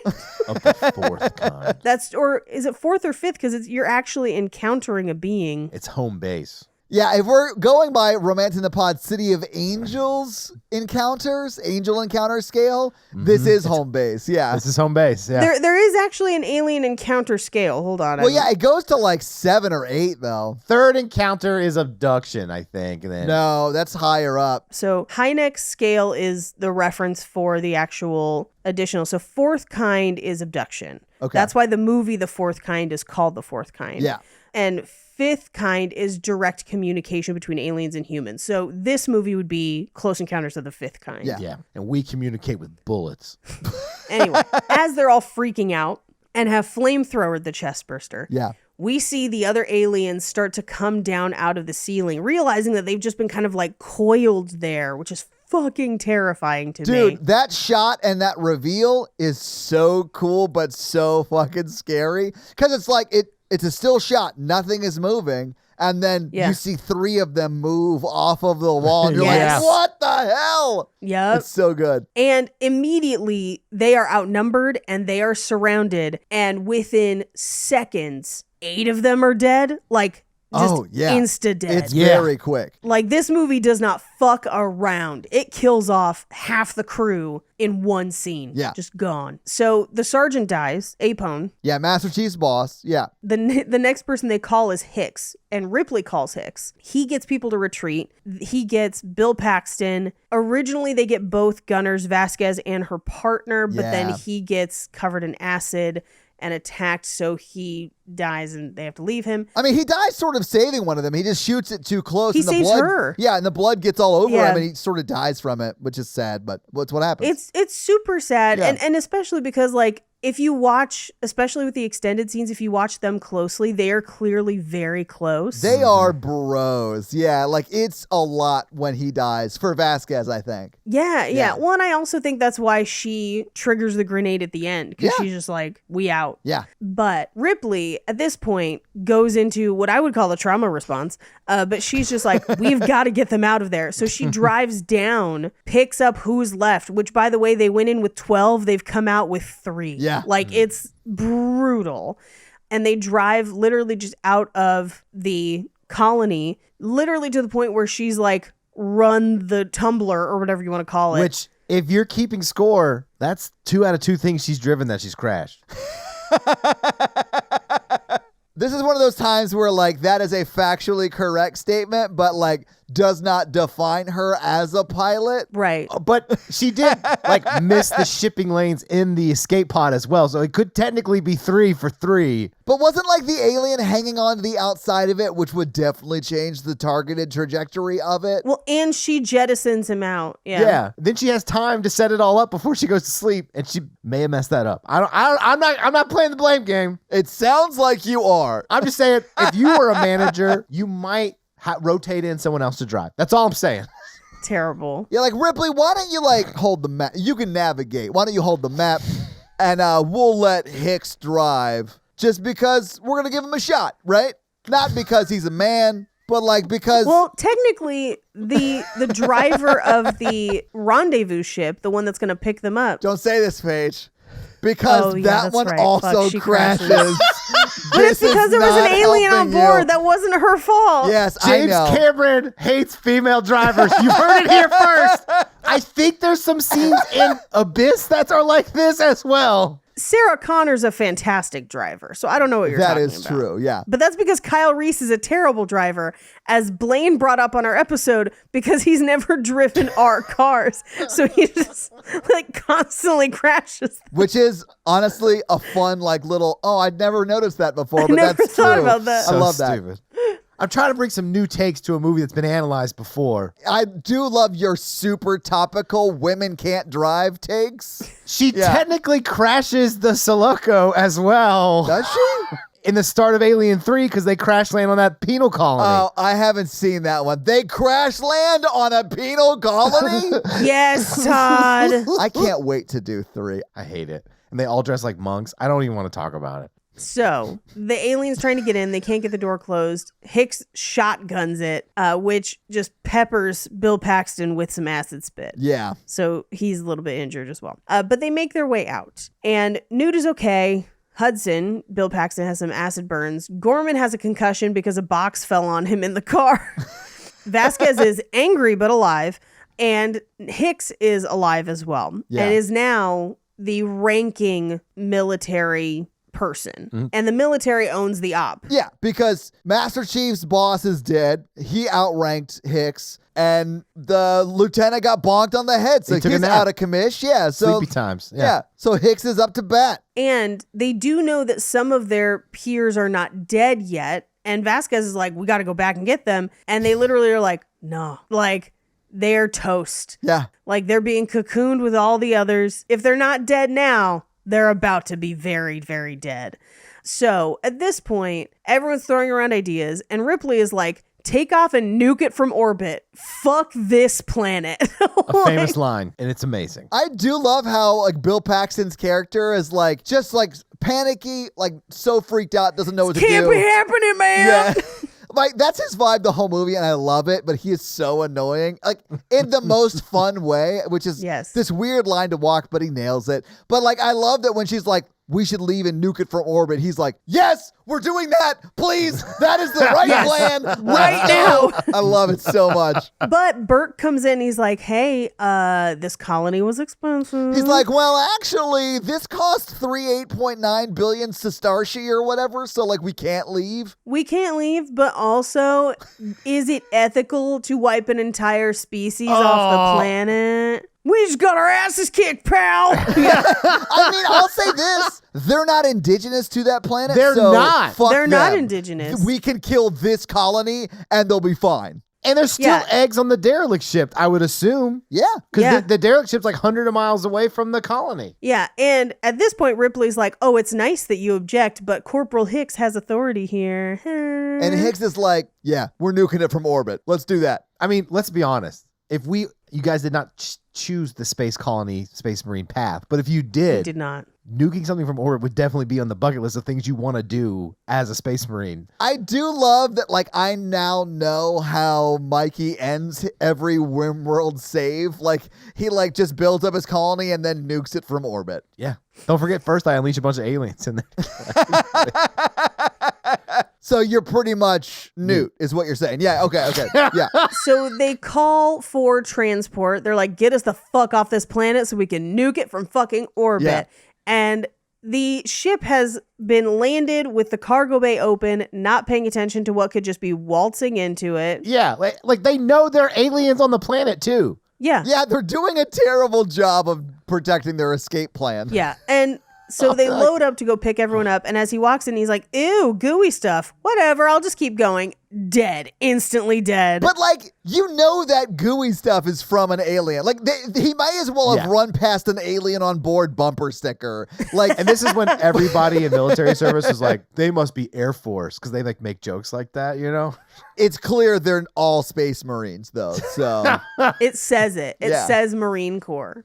yeah, but because it was already in flight when the alien kills the pilot, like it does crash and explode. It crashes. It just is a coincidence that the pilot also happens to be female. It wasn't her fault. Let's see what her car insurance has to say about that. I would love to see like the Flow hologram from Progressive show up on this planet and be like, so what you're saying is you, Newt, released the aliens to kill everyone in the colony? Yeah, we're not covering this. Yeah, this is not technically an act of God. See, because Newt released the aliens. Exactly. So this ship is not covered for accident coverage. Right. I don't know if you know this, but statistically, men pay 1% more than women for car insurance overall. But the difference is actually even more pronounced in younger men because they tend to get in more accidents. Fuck y'all. Oh, younger men are idiots. And look, I didn't crash a spaceship. It's funny to me that you think you made a point. Like the joke we're making, or that Mikey's making really, is just like that society views women as bad drivers, and it's not true. And like they're that's wrong. the joke. I know. I realize That's that the women have joke. crashed everything in this movie, but that is not indicative of our skill. I'm not saying that society views it like that. I'm just saying that James Cameron is like that. And he doesn't like Ripley to be perfect. Or any woman, apparently. I do think, Paige, you're not mad at us. You're mad at James Cameron. And- James Cameron, yeah. The world-renowned filmmaker. I mean, I am, but for other reasons. Because I'm like, you could have been making the Terminator sequels. He could have led science fiction to a really cool place. I would argue that James Cameron thinks he has done that. He's not wrong. He is coming out with a documentary next week where he paid a bunch of scientists to prove that Jack could not fit on the door with Rose at the end of Titanic. I support the hell out of that. It's an actual documentary that's coming out like next week. He's got so much fuck you money where he's tired of people talking about it online. Yep. And he's going to prove it. And I respect it. But how will those scientists be unbiased if he funded the whole thing? They won't. It's just petty. But I love That's it. the kind of petty that I love. Anyway, the ship crashes. Bill Paxton immediately, right now, what are we supposed to do? Game over, man. He's so great. So great. R.I.P., man. I know. They make their way back to the colony and kind of barricade themselves near the med bay, along with all the weapons that they could salvage from the drop ship. Yes, because they talked about it would take 14 days for them to launch a rescue mission. 17 days. Oh, 17. But this is also an extended scene because in the theatrical cut, they don't have the robot sentries. It's completely cut out as a plot point. That's wild because I love the robot sentries and how they're used. I loved it. I thought it was very cool. Like, and I mean how they're used in the story of like, they almost get in and then don't. Like, it's so good. It's great, but all of that is not in the theatrical cut. Like, Wild. that's a huge portion of the 17 minutes is the plot point of robot sentries because they're basically motion sensor guns. What it serves to do is let you know that there's so many aliens here, they are outgunned. Yeah. Even their baddest, most bulleted, they're fucked. Yeah. And so they set up the sentries, they weld some of the doors shut. They basically shut it down so that the aliens can only come at them from a smaller amount of vantage points that they could more easily patrol and control. Yeah. I mean, they're under the impression right now that they have to hold up for like 17 days. So, Yeah. Or as I call it, exactly where Newt wants them. Okay, but Todd, imagine Too Hot to Handle taking place within those 17 days. I do think the one way you could make Too Hot to Handle better is to put it in space and to at any point know aliens could kill them all. Right. You don't even need aliens. I would totally watch a dating space station reality show. Oh yeah, listen, Netflix, once we can start doing full-ass productions in space, I have a great premise for Love at First Space, Yeah. We shot these 16 singles into space. orbit. I can't wait.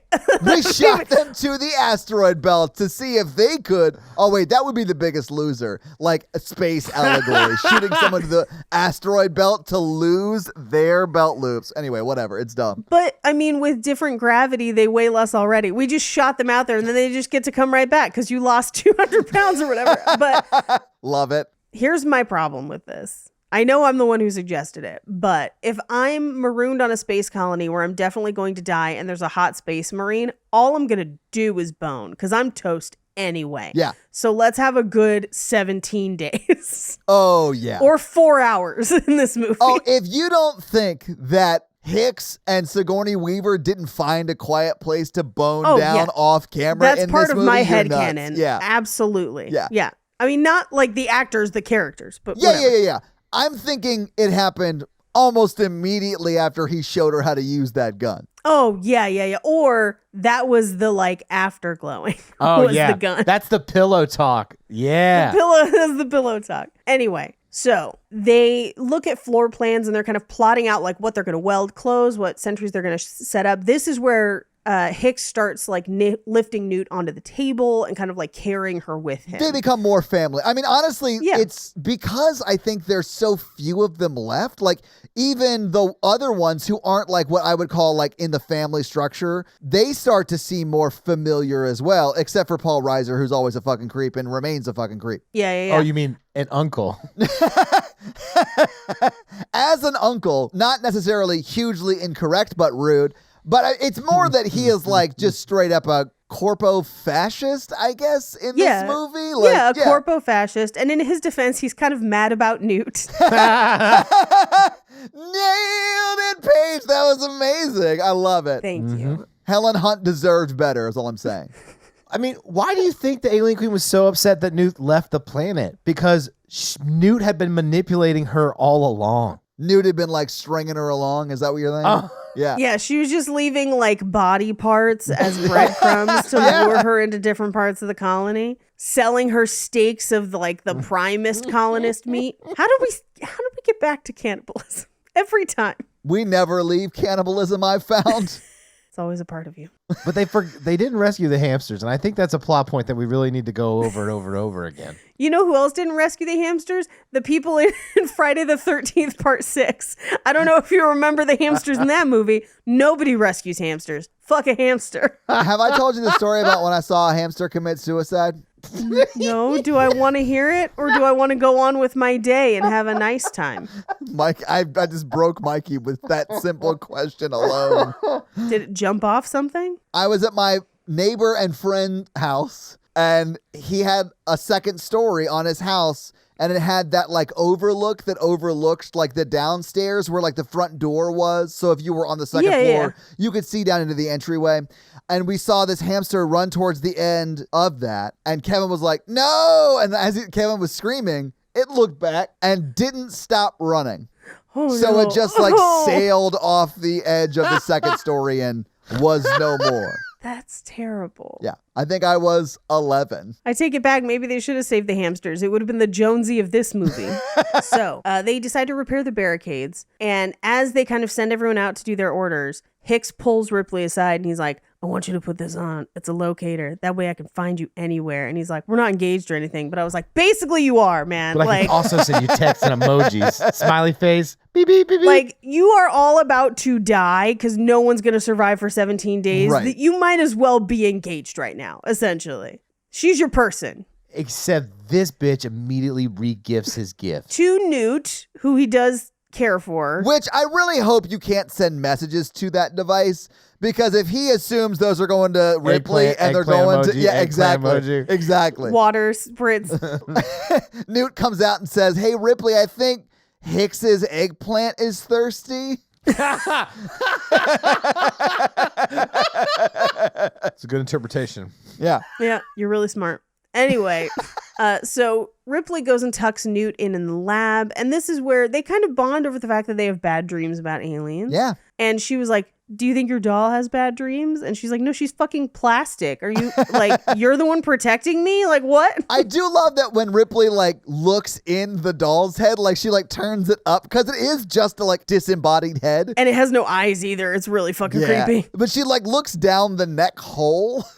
And to see if she has bad dreams, which I thought was like a bonkers take, but I loved Point for me. it. Well, that's not Newt. That's Ripley doing that. This is like when you thought the mom murdered the dad in Ever After. I'm never going to agree with you. Well, that's about it. because logic would dictate she didn't. She was driving that carriage, Paige. She was not driving the carriage. She's at the She house was the not. whole time. The whole time. Your takes involve Fuck a you. lot He of had a Ever heart After attack. misinformation. He clearly has a heart attack. Mikey's over there sending out like Russian like homing pigeons to spread misinformation in the Ever After universe. Hey man, I guess gotta like be on new Twitter and do new Twitter things. He's like, a lot of people are talking about how the stepmom in Ever After killed the dad. He fully killed the I'm not dad. saying it's true. A lot of people are saying it. I'm not saying it, but a lot of people are. Makes sense. Someone should look into that. The Notebook is clearly a murder-suicide, but like Ever After, I'm not going to follow you. Well, if she would release his long form death certificate, maybe we could settle this. No, absolutely not. No. I refuse to dig into a world where Ever After has death certificates. I need to see his long form death certificate. I need to see Ripley's long form driver's license. From what I hear, Mikey, I don't know that this is true, but people are saying it. The dad actually died in Kenya. Anyway, so I do like this scene where Newt is like, my parents told me there were no monsters, but clearly they are. Why do they lie about that? My parents lied to me. I killed them. Is that what? I mean, like this scene is getting suspiciously close to that. No. But Ripley's like, because usually it's true that there aren't monsters. This is different. And this is where she tells her that she had a little girl, and she's unfortunately dead. But this is where she gives Newt Hicks's locator Yeah. and says that she'll be in the next room because clearly that's where they're going to go bang it out. I mean, we do see that those rooms are soundproof. So, like, that might be a great place to do it. Just, like, duck behind a box. She's locked in there, and it's soundproof. I think you're fine. I think you're good. But we cut to Bishop, who has been analyzing the specimens. Yeah. And he's like, okay, so the acid oxidizes and then it doesn't burn anymore. So that's why you see it like burn, but then it stops burning or whatever. But also there's over 100, one egg to one parasite. So who's laying these eggs? We're not sure.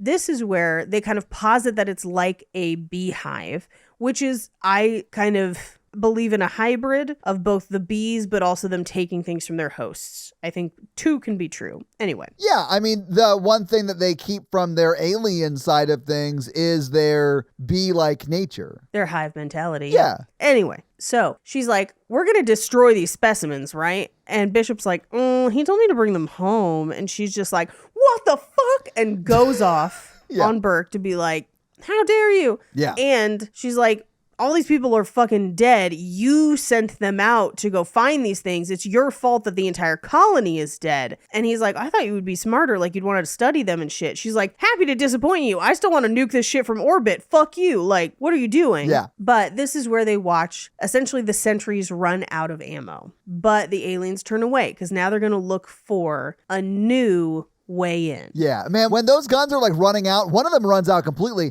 and one of them, they have like thousands of bullets in them, and it gets down to 10 bullets, and Hicks is like running out the door with this gun to like take over for the sentries, which would then let the aliens know that it's time to rush in because that's all that's left, right? So like the fact that Ripley has the thought to stop him from doing that. Right, because she's like, they don't know how many bullets we have. And she totally calls it correct because they do run away and don't come back to that sentry post. Right. Real smart. And so as they're like, okay, well, I guess we have to wait for them to find a new way in, but we have to try and stay on top of how they can get in, you know, various ways. But as they're doing that, they notice that another tower is emergency venting, which means it's going to explode. So now they really only have 4 hours before everyone dies. So they start to formulate a new plan where they're going to try and remote pilot the other drop ship. But in order to do that, you got to shove your Bishop into a pipe, which, you know, yeah, it's my solution to many problems. Like chess? No. I think the bishop he's referring to is what you and I colloquially know as the vitamin water. Weird that it's shaped like that, dude. It's in the pipe, 5 by 5. I hope that on first insert, you look them in the eye and say that. But also over them in bed, you army crawl like Bishop does instead of thrusting like a normal person. I just move my shoulders. That's how I dance, actually. I'm very shouldery when I dance. Dude, when Bishop is crawling through that pipe, I was so like, that made me so claustrophobic. I couldn't have even shot that. I don't think I would have fit in that pipe. I'm going to be honest with y'all. No, same. Like they show that size and I was like, I don't think a human can fit in there. They would have been like, go Yeah. through this pipe. I'd be like, I'm just going to go outside and walk because this is dumb. I have a better shot walking. Yeah. Give me one of the guns and I'm going to hope for the best. But this is where, so they send Bishop on his way. They know that they've got a pretty slim window to get to the drop area and everything. And Hicks is like, listen, we're all in bad shape. Stay frosty, which I was like, what is that? Anyway, but he's like, you guys go patrol the perimeter. Yeah. Bye. So they get out. No one knows where Burke is. He's off doing creepy Burke shit. But this is where Hicks is like, this is a gun. I'm going to show you how to use it. And it's literally the hottest thing on like film ever, personally. It's so weird to me that like this is your fetish. I don't know why. It's almost as good as a sex scene. Like, I know that's a crazy Wow, thing to say, okay. but like, it is something about the interaction of him being like, I'm going to trust you to use this. That's what I'm going to show you how to do it. But also being like they're like cuddled up. It's hot. Super hot. Generally, in my past, they're telling me I'm going to show you how to use it. Not as hot for me. Yeah. I mean, you're coming out there like with such confidence to be like, if I like snuggled up to him and I'd be like, I'm going to show you how to use this. I mean, depending on what it is, there's a reason why in many, many rom-coms, there is some situation in which a guy has to like arms around and do something for somebody. I'm just saying in sex, I set the expectations low. So if I do better, she's like, that's great. This guy was good. That's why you got to marry a Hicks. I'm like, I hope this gun works. Like, we're going to see how this goes tonight. We've had like 4 snow cones with whiskey in them, so it's a toss-up. Stay frosty. Stay frosty, my friends. Stay frosty and alert. Anyway, after the super hot gun scene, Ripley goes to medbay to check on Newt and has her new fancy gun that she knows how to use. She puts it on the bed and crawls under with Newt. We cut over to Bishop, who has made it and is patching to the ship. We cut back, and Ripley wakes up. She sees the tanks with the specimens open in the lab, reaches for the gun, and it's gone. No sooner has she done so that a face hugger jumps at her. They trap it against the wall, and this is where they're like trapped in the room trying to avoid the face hugger. She can't break the windows. Her gun's outside, and Burke turns off their comms. So like Hicks can't even see them on the screen. They are left there to die deliberately. Yeah. So Ripley, thinking brilliantly, takes a lighter and lights it under the sprinklers, which causes an alarm, which triggers Hicks and everyone to come to them. But by the time Hicks gets there with everybody else, she is being choked to death by a face hugger that she's like barely dodging. Yeah. And there's one that's about to jump onto Newt. So Bill Paxton just like shoots the shit out of the one for Newt and pulls her out of the way. And then Hicks has to like unwrap the face hugger from her neck. And then they like throw it and shoot it. So like Right. they eventually do like save the day, but like from the moment Paul Reiser turns off the TV like monitor till now, like it's so tense because there's 2 live ones in there out and just like Right. able to attack both Newt and Ripley, and like it's very Or tense. anyone else in their path. True, Yeah. yeah, but it's just the 2 of them until, Hicks finds out what's going on, right? Right. And I love how they handle Paul Reiser so much. It's great. Oh yeah, because she's like, it was him. He wanted us to get impregnated with an alien embryo and then take us back on the trip home. Yeah. And use that as a bargaining chip. And he's like, you can't believe, like, she's crazy. I would never do that. And he just looks at him and Hicks just goes, let's kill him. Yeah. I'm gonna kill him. I literally think he says, let's waste him. Like, let's kill him right now. Yeah. And Yep. I mean, but like he looks at him and he's like, but you do look like you do that kind of shit though. Like you look very like, I'll do anything to help corporate. Like you have that kind of vibe. So we have to kill you. Yeah, absolutely. He's a secret shopper. Secret shopper. How are you liking that Wayland Yutani big wheel? But at this point, the power goes out because the aliens have cut the power, which is one of those like slightly too intelligent things. But I think sometimes that makes the aliens scarier. I think it makes them super scary. Yeah. I mean, that's one of the reasons I asked the intelligence question earlier, because this to me is terrifying. But I mean, also, if you're thinking about it from like they're worker bees, but the mom is smart, maybe she either like, could be told like, them chew to that do it. pipe. Yeah, exactly. Yeah. Right. But actually, there was another scene, but it was also deleted and wasn't included in this edition, where the hamsters got out and chewed on the power cable. They do be loving cords though. Anyway, they're tracking their movement, and all of a sudden it's like 12 feet, 9 feet, 8 feet, 6 feet. That's inside the room. Like, Yeah. how is that even possible? So Hicks is like, give me a flashlight, and pops up into the ceiling where they're literally climbing on the ceiling tiles over them, and they all fall and drop into the room. And they're like, man, I wish we would have thought of this 20 minutes ago in Yeah. this film. I know, right? I honestly think this is the scariest moment in the movie Oh, to me. yeah. Like him popping up, shining the flashlight over, and you see not just like one, because in the first one, it's one. There's one alien the whole Right. time. In this one, it's like a shitload of them. And you see, I think in that shot, like 5 or 6, like way more than they are equipped to deal with. And you're just fucked. Like, it's amazing. It's so scary. It's terrible. So they shoot them, but they are outnumbered. This is where Bill Paxton bites the dust, unfortunately. Yeah. But Burke locks them all out. They try to go to the med bay to like cordon themselves off and be safe, but Burke locks the door and ends up walking straight into an alien on his own, and he is then also toast. They climb into the vents because that's how Newt has been traveling throughout the colony. Mm-hmm. Newt is in control of this situation. Well, also, we did in the extended scene hear that her mom told her to stop playing in the vents. So that's how she knows where the vents are. Yeah. And she's like, that's why I killed her. Ridiculous. This is crazy. I do love that, like, in your take right now, it is very much a Newt's a chess genius and she's playing like 4D chess. People here. are talking that she falls down that merry-go-round thing very slowly. And she's like, oh no, Ripley, I'm falling down slowly. Oh, I actually have a fun fact about that. Well, they won't know what Mikey was saying because he did all of that while under the microphone. I think they'll understand what I'm talking about. Yeah, we'll see. We'll see. Anyway, so in the air vents, they're laying down like suppressing fire to try and get Ripley and Newt ahead to get out. Vasquez runs out of ammo and switches to like her sidearm, but gets burned by acid.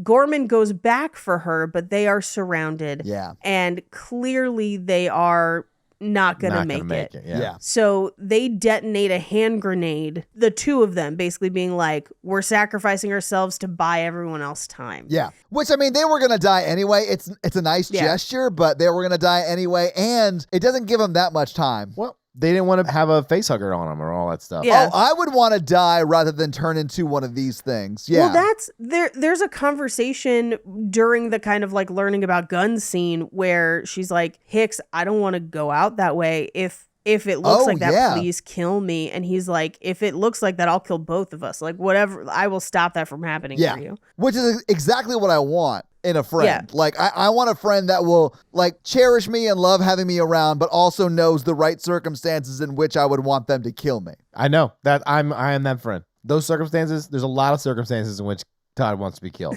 I mean, prior to being eaten, for sure. That's got to be one.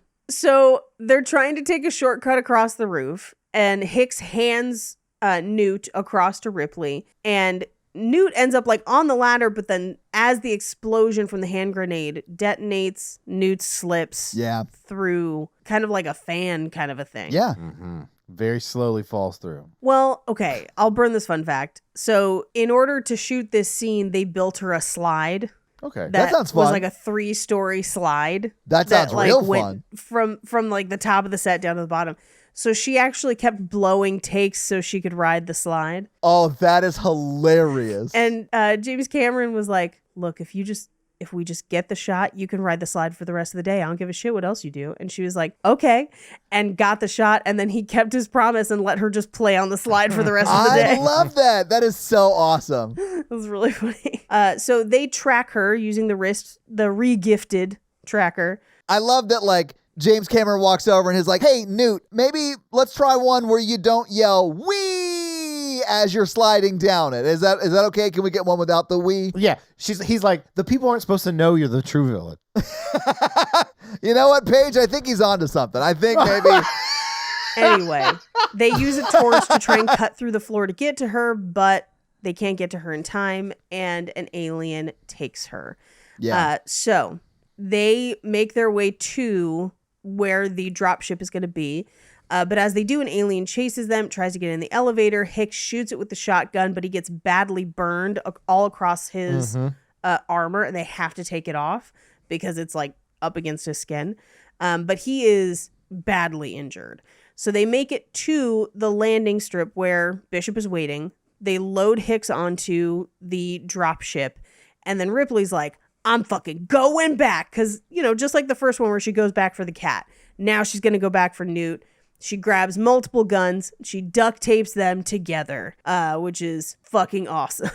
It is dope. Like, the final gun in this movie, which is, I think, something that we need to start using. Like, what is the final weapon that the final girl uses? Mm-hmm. The final weapon in this is so cool, in my opinion. Yeah, a pulse rifle and a flamethrower. Yeah, but it's just them, like, duct tapes together, which is, like, hyper practical. She would actually be able to pull it off and do it. Like, I just love so much about what she does here. It's great. It is great. So Bishop lets her know that she's got 26 minutes, and she's like, you can't leave. I'm going back for Newt.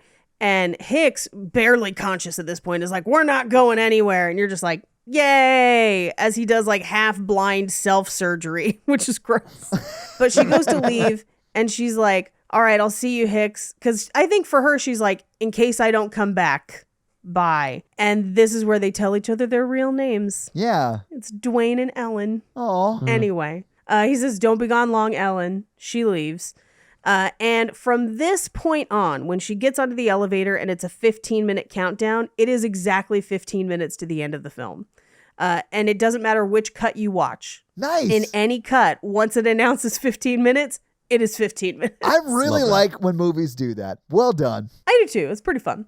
But so she's basically got a flame rifle now, which is fucking awesome. But she walks through the halls. She's looking for Newt. She finds the tracker, but then quickly finds Newt, who wakes up like stuck to the wall and screams because she sees that she's next to an egg, sees it start to open. Yeah. Ripley blasts the egg, grabs Newt, and they make a run for it, only to turn around and realize that they are in a room full of eggs and an ovipositor, which is laying fuck tons of eggs, which is connected to the queen. Yeah. And she's fucking enormous and terrifying. Like way bigger than a regular alien, which is already way bigger than Ripley. Yeah, it's terrifying. Yeah. With like the tiny mouth, and there's a bunch of aliens. However, she notices that the aliens stay away from the queen. Yeah. So she kind of uses it to back them out of the room, and then just flamethrowers that entire room of eggs. I really do love the mother standoff between the two of them, where like Ripley clearly like gestures like she's gonna like light up the eggs. Yep. And that's when the queen sort of, I think, tells the worker bees to go away. Yeah. Right. That's like the bargain they strike. I'll let you leave with her if you don't destroy these eggs, right? It's sort of that bargain. Right. And then Ripley gets to like what is more or less the door. And then she's like, by the way, I lied. Yeah. She just lights everything up. Yeah. Which was so unnecessary. I mean, I get like the metaphor and all that stuff, but like the whole place is blowing up and they don't know about it. You could have just walked out of there and maybe they would have like gave you 5 minutes and you could have got to the ship without any sort of drama. I mean, potentially, I also wouldn't trust an alien. Same. I also just love the pettiness of this. Yeah. I am here for I it. think for her, this is payback for everyone they've killed. Same. Well, yeah. She's just like, fuck y'all. And Paige, I don't know if you had the subtitles on, but like right in the scene, as she starts lighting up the eggs, you hear Newt say, just like I planned. Anyway, she's out of bullets at this point, so she starts tossing grenades, and they keep hitting like the egg sack where like eggs that are not in shells are like popping out. It's real gross. You can make scrambled alien eggs. I'm pretty sure that's a miniature as well with like regular eggs in it. Yeah. I think so too. But she throws basically her whole cache of grenades and she runs because, you know, nothing's scarier than giant omelets. And the queen like detaches from her egg sack and she's going after Ripley. Or is she going after Newt for double crossing her and that's why she chases her? It does seem that she targets Newt almost in a way of like, you stole my children, I'm gonna steal yours. Yeah, like, That's what I think it really is. Yeah. But for the bit, I like what you're saying too, Mikey. Yeah. They're trying to get into the elevator. It won't work. They start to climb the ladder. But just as they do, the elevator opens. They go inside just in time to miss the queen, who somehow takes the other elevator and knows what floor they're going to. Like, this is the one thing in the movie that I'm like, really? It's a little, all right, fine. It would have been better if she just climbed up the elevator shaft. Yeah, just followed them or whatever. But that was probably harder to film. Anyway, the alien takes the elevator, but they get there and the ship is gone. As the elevator opens and revealing the queen, the ship shows up behind them. And the queen is just like, sup, bitch, it's me, the fucking queen. They make it onto the ship just in time. And it gets a little bit tangled, but Bishop flies and they make it back to the ship, but not alone. Yeah. Anyway, the colony explodes, assuming all the eggs and all the other aliens along with it. Oh, yeah, absolutely. See, a good sequel would have been the derelict ship surviving with eggs in it, the company going back after this event to get eggs and bringing them somewhere, and then there's a outburst. Like to study them? Uh-huh. Absolutely. Here's the thing. That's basically how Covenant ends. Because remember, like, he like, had the eggs in his mouth, and he takes them back. Yeah, but that's and then we never got another one after that, so we don't know what happens. Anyway, so they land, and she goes to help Hicks out, and they're like, no, we're going to need a stretcher. Home dude is injured, like super injured. But she's like, great, I finally trust robots now. Just in time for the queen's tail to just like knife up through Bishop's chest and have him just like barf milk goo and everything everywhere. And then the queen just tears him the fucking half, which is awesome. Like, it's so terrifying and cool. awesome. I mean, I don't know why, but I am super grossed out by the milk, like blood or It grosses whatever. me out too. I hate it so much. I hate it so much. But from the stab through the rip in half toss to either side, like, that effect is so well done for 1986. It's so cool. It's amazing. It is an amazing effect. They take off running. Newt runs into the floorboards. The queen is kind of like snatching at her with her giant spindly hands that are fucking terrifying. But this is why I kind of buy into the like it takes things from its host, because it has hands. Yeah. Like hands. Ripley gets the power lifter, and now it's mom versus mom, power lifter versus alien, and we get the most famous line in the movie. Get away from her, you bitch! It's amazing. It's great. Yeah. She drops the alien down the airlock, but the alien drags her with it, crushing it kind of under the power lifter. She climbs out, and the alien grabs her foot. So she opens the airlock, which, by the way, she hangs on to that like ladder. I feel like it would have broken her arm. I do like too. It would have ripped her arm out of socket and she would have gone out for sure. Yeah.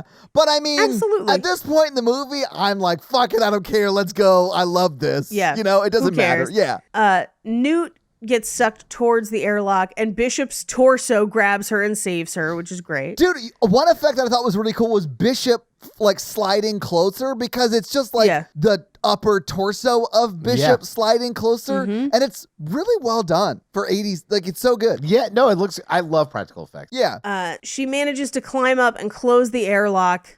They are all safe. Newt calls her mommy, which is very sweet. She and Bishop make up, android to human. Yeah. And then she sets everyone up in their pods. So Bishop is like hooked up to a bunch of medical stuff. Same with Hicks. And then she tucks Newt in, and Newt says, "Can I dream?" And she says, "Yes, I think we both can." Yeah. Sleep tight. Affirmative.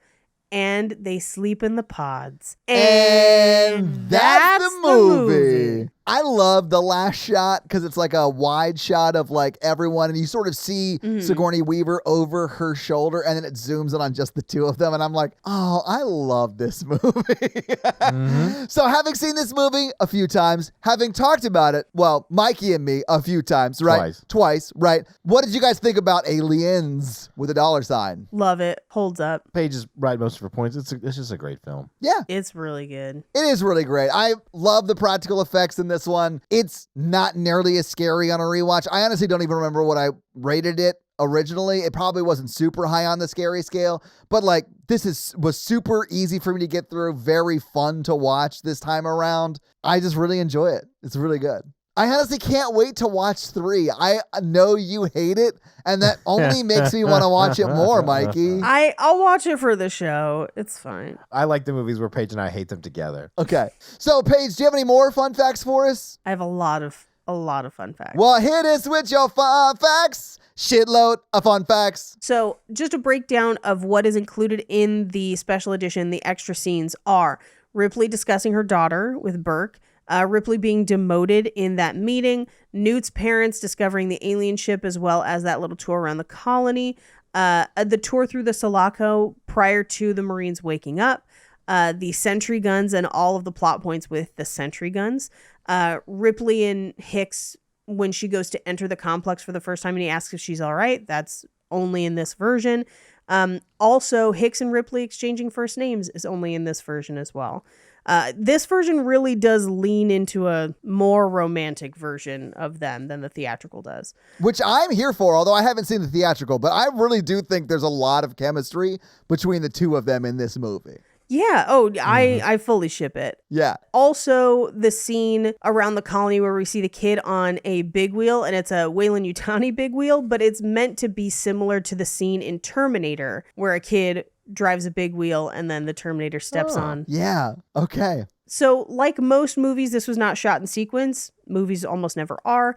But specifically, James Cameron shot the scene where we meet all of the Marines together last, because he wanted them to have already been friends so that their camaraderie together in those scenes seemed real. So he waited till they had shot for like 2 months together and then shot the scene where they meet, or we meet them, because they already all know each other. Yeah. That's pretty smart, actually. Yeah. Lance Henriksen had privately, and he said this in interviews, pledged that he wanted to quit acting if this part didn't work out. If you'll remember, when we did Terminator, he was the original Terminator. Yeah. He was the one that they pitched it with, and then it ends up going to Arnold, and he gets relegated to one of the police officers. So he was really tired of kind of like just ending up with these small roles, getting really close, and then nothing working out. Yeah. And this movie gets huge, and so this basically keeps him acting, essentially. I mean, and he's great as Bishop in this movie. Like, he does a great job. He is great. And I mean, is still working. Like, and I'm sure he worked before this too, but like has worked steadily since this time period. Ever since. Yeah. He wanted to add a little bit of something to Bishop and wanted to wear double pupil contact lenses where he's working in the lab, almost as if he has like an internal microscope. Oh, cool. And he brought them to set, and James Cameron did let him test with it, but then decided that they wouldn't wear it in the scene because it was actually too scary. Okay. And he thought it made him look creepier than the alien. He was like, no. Sigourney Weaver does get nominated for Best Actress for the Oscar. It's the first ever nomination for a sci-fi film as far as Best Actress goes. Nice. Gotcha. Lance Henriksen got food poisoning from the milk and yogurt combination from that last scene. Yeah. That scene took 3 days to shoot. Wow. Under hot studio lights. And so, unfortunately, it bred bacteria. Part of the reason that it kept taking so long is all the fog took forever to fill the room. I'm sure. And they had to film in slow motion because of the puppeteers. Yeah. They were only able to basically move at a certain pace, and then they speed up the film. In addition, the crew that they shot with was a British crew that was tied to the studio where they shot, the actual like building. Not one that they had hired separately, although they do end up hiring a number of crew members separately. However, all of those crew members didn't fucking know who James Cameron was. He hadn't put anything out. Terminator had just come out in the States. It hadn't come out in the UK. And they were kind of loyal to Ridley Scott, who didn't care that he would, like, it was not contentious, but the crew basically could not give a fuck about what James Cameron wanted. And a huge contentious point between him and the crew was that they would always stop for tea, which would make the days extend longer. So in America, shooting days were 12 hours. There, they did not want to maintain the 12 hours, and they took at least lunch breaks, like smoke breaks, and tea breaks, which were making it them basically end up 2 to 3 days behind schedule. As like a director, I would be so annoyed by that. Like I would be, it would drive me insane. So 2 different ADs quit because of it. Wow. British ADs quit over it. There's almost a mutiny, and Sigourney Weaver has to convince everyone to basically keep working on the movie. And one of the things they try to do is they do a pre-screening of Terminator on set, because they're like, we know that you don't know who this guy is, but like if you see this movie, you'll understand that like we should just trust him. Like he's got a vision, just let him do it. Yeah. Because the ADs were like correcting his shots and changing his lights and stuff. Oh my yeah, it's God. hardcore. I would lose my fucking mind. And I'm no James Cameron, but if I was hired to direct something, I'd be like, guys, it's me. Like I'm the director. Shut the fuck up. Like I don't know what to tell you. But like I haven't done shit. And if I had made Terminator, Yeah. I would have lost my goddamn mind. Sorry. Lost your mind. So this is even crazier. So they set up a screening for the crew. None of them show up. Oh my God. I'd have been like, fuck it. We're going to Hollywood. I'm leaving Pinewood. Fuck Pinewood. But regardless, I bring this all up because that caused delays, so that it was 3 days that they had this mixture that they were using, which went sour. And part of the reason they had not used that mixture on the original Alien is for the same reason. They thought it was going to go sour under the hot lights. And indeed it did, and he did get sick. Yeah. Now, the scene with Ripley's daughter, where we see a picture of her, is actually Sigourney Weaver's mother. Awesome. Yeah. That makes sense, because she's supposed to be an old lady at that point. Yeah. Yeah. Mm-hmm. So, the crew ignored the invite, didn't bother to turn up. Sigourney Weaver is the only reason most of the crew stays. It is an incredibly contentious shoot between the crew and the actors, because all the actors are, for the most part, American, and they're like, whatever, this is how we normally work in America. And they end up having to replace a number of crew members along the way. Also, all the special effects people were American, that they had like brought over from American. Sure. So it's like the gaffers and the best boys and everything, that they're just like mutiny. It's wild. So Al Matthews, who plays Sergeant Apone, was a real life Black Marine. He was actually the first Black Marine to be promoted to sergeant in the field because he served in Vietnam. Okay. So he's kind of like actual badass. Yeah. Yep. So in an interview, Sigourney Weaver said that whenever one of the actors would die on screen in this movie, she would send them flowers before filming for that day began, except for Paul Reiser, who she deliberately sent a handful of dead blossoms. I love everything Not about because they that. just liked each other. They apparently liked each other, but she thought it was funny. I think it's great. It's very funny. Yeah. It was never shown to a test audience. Wow. It went directly from the studio to a wide release. And part of the reason was the actual like sound and some of the completed effects were not done until 2 weeks before release. Wow. Yeah, it's wild. Jesus, that's so close. That's crazy. Yeah, so it was only one studio screening, which went really well. But a lot of marketing experts, you know, hindsight being 2020, say that this movie basically saved Fox, because if it had not been a hit, it would have bankrupted the studio. And it was a bit of a hit. We'll talk about that. Yeah.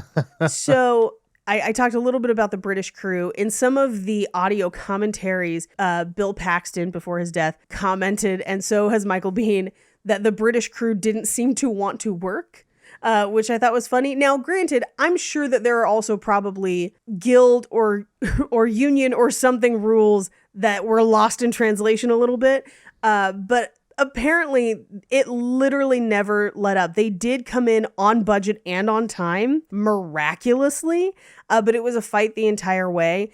If you watch the documentary, the movies that made us about it, they cover the fight between the crew extensively, because this movie almost doesn't happen. It literally almost dissolves during filming. The full-size Queen puppet was too big to fit into the elevator, And so for the shot where she's seen, her tail was removed. And the back of the elevator was completely open. So they just cover it with a black curtain, which you can actually see in that scene as well. Okay. With the puppet for the queen, as I mentioned, they had to shoot in slow motion so they could account for basically the queen and Sigourney Weaver and then speed it up. The way they learned that was because right before shooting this, some of the crew had worked on Little Shop of Horrors, and they had to do it with the giant plant. So Sigourney Weaver and Rick Moranis actually talked about what it was like to act in slow motion to do that. And the plant in Little Shop of Horrors looks amazing. It does. And sounds amazing. The dude who voice acts it's amazing too. I have saved one of the craziest fun facts for last. Okay, cool. So as we know, he was writing Aliens and Rambo First Blood Part 2 at the same time while getting Terminator made. It was a busy summer for this guy. It's the Busy same summer. plot, you guys. It's not even that big a deal. He turns in Aliens. Galen Hurd coordinates budget. They've allocated money. It's a go. They're going to make the movie. No one has called Sigourney Weaver. You might want to do that. Like get in touch with the star of the franchise. No one had called her. She actually heard through the grapevine that they were making an Aliens, like Alien sequel, and is like, hey, do you guys need me for that? And they're like, the studio didn't call you? And the studio was like, do we need her? And James Cameron was like, yes, we fucking do, and fought to keep her in for the sequel. Oh my God. Wow. Because the studio was like, she's expensive. There is a rumor, I've never been able to corroborate this, but allegedly when James Cameron went in to pitch Aliens, the story goes, and again, I think it is mostly a story. I don't know how true this is. I love this story But though. the story goes that he walked up to like a whiteboard or a chalkboard in the room and just wrote Alien and then added a $sign at the end, Aliens. And that was the pitch. Now, I don't know if that is true, but I do know that he refused to let anyone on set call it Alien 2. It was Aliens, and he would correct you every time. And those are your fun facts. Well, Paige, thank you for those fun facts. Let's talk some box office. So what do you think the production budget was for Aliens, or as James Cameron likes to call it, Alien 2, in 1986 when it came out? In 1986, I believe they come in at 34 million. I might be wrong though.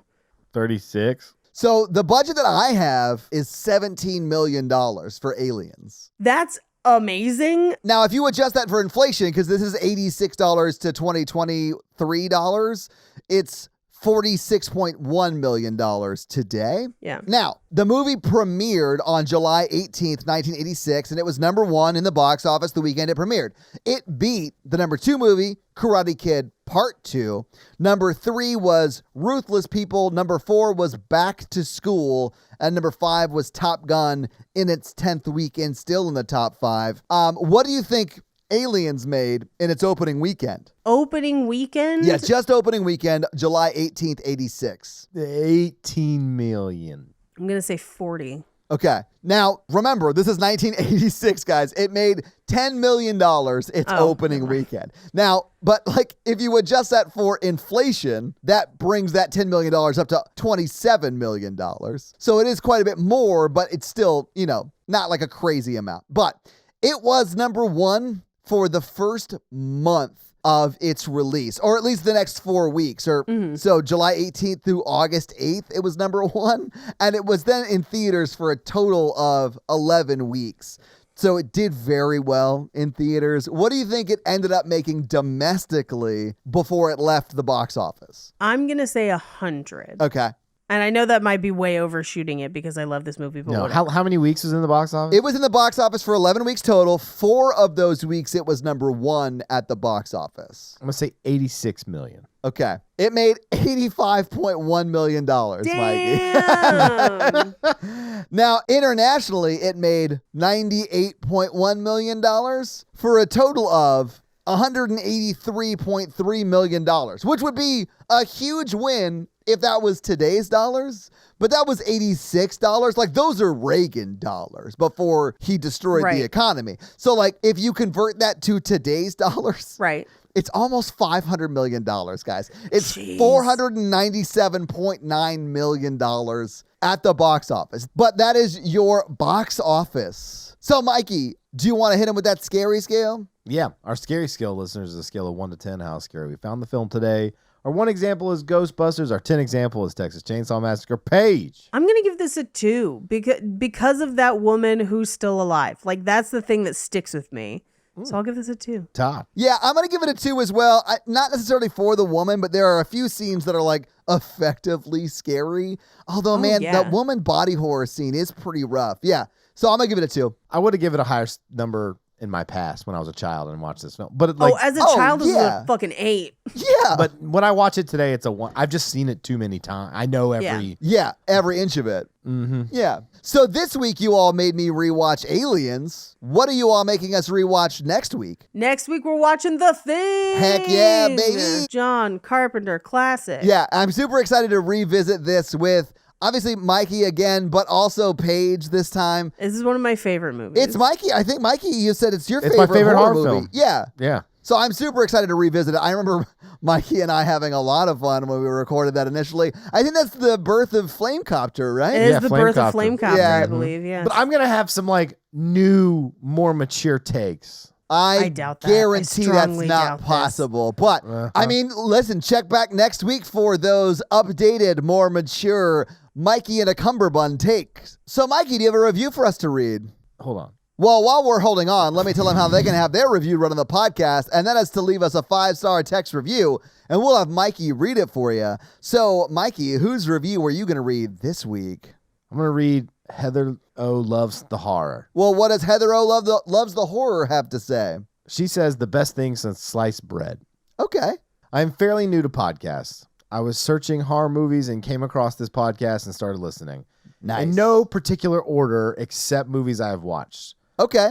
I am a horror fan, movies, books, all the things. I fell in love with this podcast immediately. I love the different points of view. I love the explanations and hearing things I have missed or not understood in the movies. I love the humor. Oh, nice. I always smile and giggle multiple times throughout an episode. Good. It has made me watch movies I haven't and rewatch movies from a different perspective. And let's be honest, I constantly watch movies now and think, ooh, I wonder what Todd thought of that part or how he will react to that part. I am a forever fan.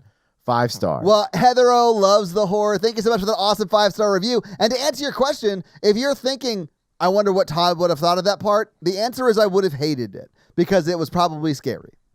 And if you want to have Mikey read your 5-star review, leave us a 5-star review. So, guys, if you like this show but want to hear this power throuple on another movie review show about romance and romantic comedies, check out Romancing the Pod, where Mikey, Paige, and I break down and make fun of romantic movies. It's a lot of fun, guys. Check it out. If you want to follow us on social, please do. We are at Horror Virgin or online at horrorvirgin.com. If you want to follow us all individually, you can do that as well. Paige is at Paige Wesley on Twitter or Rampage Wesley everywhere else, including TikTok. Mikey is at mrandolph24 and I am at Todd J. Awesome. If you like the show so much and you want to help financially support it, please do by going to patreon.com/horrorvirgin, where you can get a lot of great levels and a lot of great stuff like bonus episodes, director's cut episodes where they're a little bit longer and you get them actually a day earlier than the regular feed drop. We do a lot of great things like listener requests and stuff like that. So guys, check out the Patreon and help support the show. If you want to financially support me, but not Todd, just look me up on Venmo. If you can't financially support the show, that's understandable. That's fine. But if you want to hang out with us on the daily, join the Facebook group at facebook.com/group/horrorvirgin. We also link it like once a week. So just find it there and join the awesome Facebook group. Literally, we're in there talking every day. It's awesome. And guys, we got a P.O. box. So if you want to send us some love letters or whatever you might send to a P.O. box, it's actually not a P.O. box. It's like a regular street address. It's pretty awesome. It's 6688 Nolensville Road, number 108-34, Brentwood, Tennessee 37027. So send us some stuff. Yeah. And if you want to check out our Twitch stream, we're at twitch.tv/Todd Awesome, where we will be playing horror video games. So if you have always wondered what it would be like to watch me get scared, you can now do that on Twitch while I play these horror games. It's twitch.tv/Todd Awesome, guys. Check it out. It's a lot of fun for you. Not a lot of fun for me. And if you haven't noticed, since October 1st, we have been running the new Horror Virgin blog. And when I say we, I really mean Katie from the Facebook group. She's been running everything. She's like the managing editor of the Horror Virgin blog. So if you haven't been to our Horror Virgin blog, go check it out. It's at horrorvirgin.com/blog. You'll see it. It's awesome. There's a lot of great articles. I mean, at the end of October, we have 31 awesome articles up, and they will continue after October, not on a daily schedule, though. That's just too much for Katie to handle. But check out our awesome Horror Virgin blog up now. This episode was brought to you by Tia, and Tia's teenager's been driving her crazy. So how is Tia's teenager driving her crazy this week? She unleashed a bunch of aliens and had her whole colony destroyed. I knew this was coming. Yeah, I mean, absolutely, the teenager would have done that. Know who did not see this coming? The population of Hadley's Hope. They were like, maybe having an angsty teenager here was not a good idea. And you know what? They were right. This episode also brought to you by Jonathan. And Jonathan, up till now, has like typically sent us spooky spider videos. But because of a recent dream job acquisition, he's getting out of the spider game. So he's been sending other types of videos for us to watch. And this week it's no different. So this week he's having us watch something from Whose Line Is It Anyway? I'm not sure exactly what, because we haven't watched the video yet. Okay, so this is literally just them doing a bit about the worst things you'll hear on a cooking show. Mm-hmm. I mean, I do love Whose Line Is It Anyway? I feel like some of it hasn't aged as well, but some of it still slaps. Oh, I'm sure some of it doesn't age well, although I haven't watched them since they were on at the time, you know? But like, pretty much everyone who was on a few episodes at least, I really like as an improv person. Like, they're all very funny. Mm-hmm. And of course, Wayne Brady, who like hit it really big after this, but is crushing it on this. So Jonathan, congrats on the acquisition of your dream job. We now return you to another episode of The Patreonicals. Now, Mikey, we have hitherto been jumping to a new place every week, but since we are currently one round into what you called the Tournament of Stuff last week, are we going to stay in like 76 BC First Olympics to continue on that saga in this Patreonicals episode? Okay. Yeah, why not? Let's do it. Let's continue the Tournament of Stuff. Round 2. Fight. As Dave lays dead and his body regenerates, he watches the fight between Isaac and Kate, which is close, but she psychically tosses a boulder at him and tosses him down, and he's like, all right, you're a cheater. I mean, I'll say this. If I had to bet, I would put my money on Kate. She's the only one with telekinesis. Like, I don't think, Right. I just don't know of anyone being able to beat that. Yeah. And then the losers of last week watch the winners of this week. That checks out. I like that punishment. So Karun's he's eating what is this? He's drinking the wine in Athens. Yeah. I think that's where they had the first Olympics. I might be wrong. Yeah, and Socrates questions why he's blue or whatever. And he's like, I'm not sad. What are you talking about? And Scott made it a thing. He has to fight Aaron, who was a moon person, but now half moon kind of person. But still with long fingers that I remember from last week. Long fingers. And so she uses her long fingers and like tries to get in his rock cracks. And he's like, oh, it tickles. And then like, I bet it tickles. Yeah. When she's getting that long finger down in that crack. Danielle from her friend was like, go deeper in his cracks.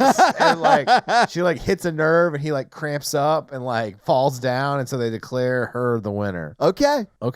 Wes, the handsome dude, and Driscoll from the Illuminati are sitting together watching the match between Nathan and Shining Donut. And Driscoll's like, man, these Patreonicals are like real dumb, right? And then Wes is like, I literally am only known for being handsome. It's like stupid. I love how meta they're getting. And Shining Donut gets put into a headlock by professional wrestler Nathan, but then he just spouts out jelly filling from his belly button hole and then like Nathan, the professional wrestler, is like, oh no, my macros. Oh, and he like freaks out. He's like, I can't do sugar. And then so Shiny Donut wins. Because he can't, the wrestler's body can't process sugar. I love that's why they won. That's amazing. And then Jennifer the PH and Allie the Mermaid are like in a fountain, like a Greek fountain together. Like Jennifer's just bathing and like enjoying the time. And then Sure. Allie the Mermaid is mermaiding out. And then I don't understand what these notes are. Read me what you wrote down. Oh, yeah. Because Libby also has long fingers. Yes. I'm back in it. Yeah. And so Jeremy with laser eyes, he is shooting his laser eyes into the fountain to make it like a hot tub. Nice. Yeah. And so Libby fights Boezy, the Florida man. And she's like, I'm coming at you with long fingers. And he's like, everyone in my life has always done that. And so he like sticks them in his mouth and like chews on them and like sucks them. And she gets really freaked out. And she just was like, fuck this. And I think I'd bone out of that too. Yeah. yeah. So he won round 2. Boezy wins round 2. And then, okay.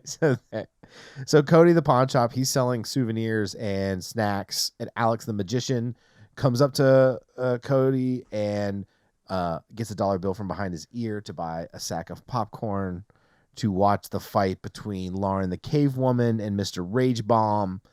And she gets really angry at him, and then like he gets angry, and then like I don't know, they both like have like an undiable rage, and they like kind of hit it off, and like there's no winner called, so it's like a draw.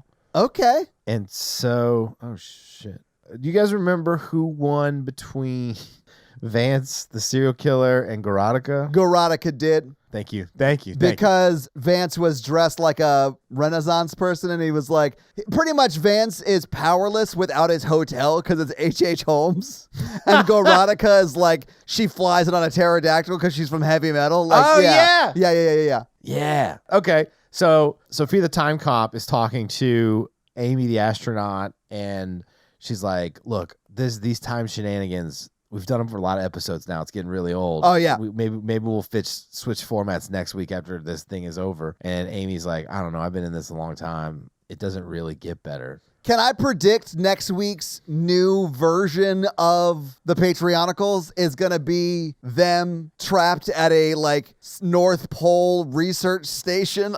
Like with I like what you're saying. Yeah. So Bruder walks up to their conversation and is like, who is in charge of this whole deal, like the time travel? And then Anthony the time master is like, Sophia the time cop lost all her time powers to me. And Bruder's like, I don't understand any of this stuff. And Amy's like, you just gotta listen. We have to watch this fight. So Garotica fights Wolfric, who's a werewolf, and he turns into a werewolf. And but she's got a pterodactyl and that sword, but it's not made out of silver. And so that's the thing. She cuts off his arm, but it like grows back. Yeah. And he beats her with his third severed werewolf limb. And then like next week will be round 3. Yeah. And I guess we'll have to find out next week what happens in round 3 as we continue our tournament of stuff. Oh, wait. Just as then, we have a new Patreon. Oh, do we? Stephanie. And she just wants to do a shout out for her boyfriend, Jordan, because his birthday is on January 24th. Oh, that's awesome. She wants to shout it out. Happy birthday. Well, Jordan, happy birthday, my man. His initials are JFK. That has not like gone well for other JFKs in the past, but like hopefully you'll make it. Good luck. That's going to be it for us, you guys on Page. I'm Mikey. And I'm your horror virgin, Todd. Keep it ooky spooky. Yeah. Have a great week. Bye. Game over, man. Game over, nerds.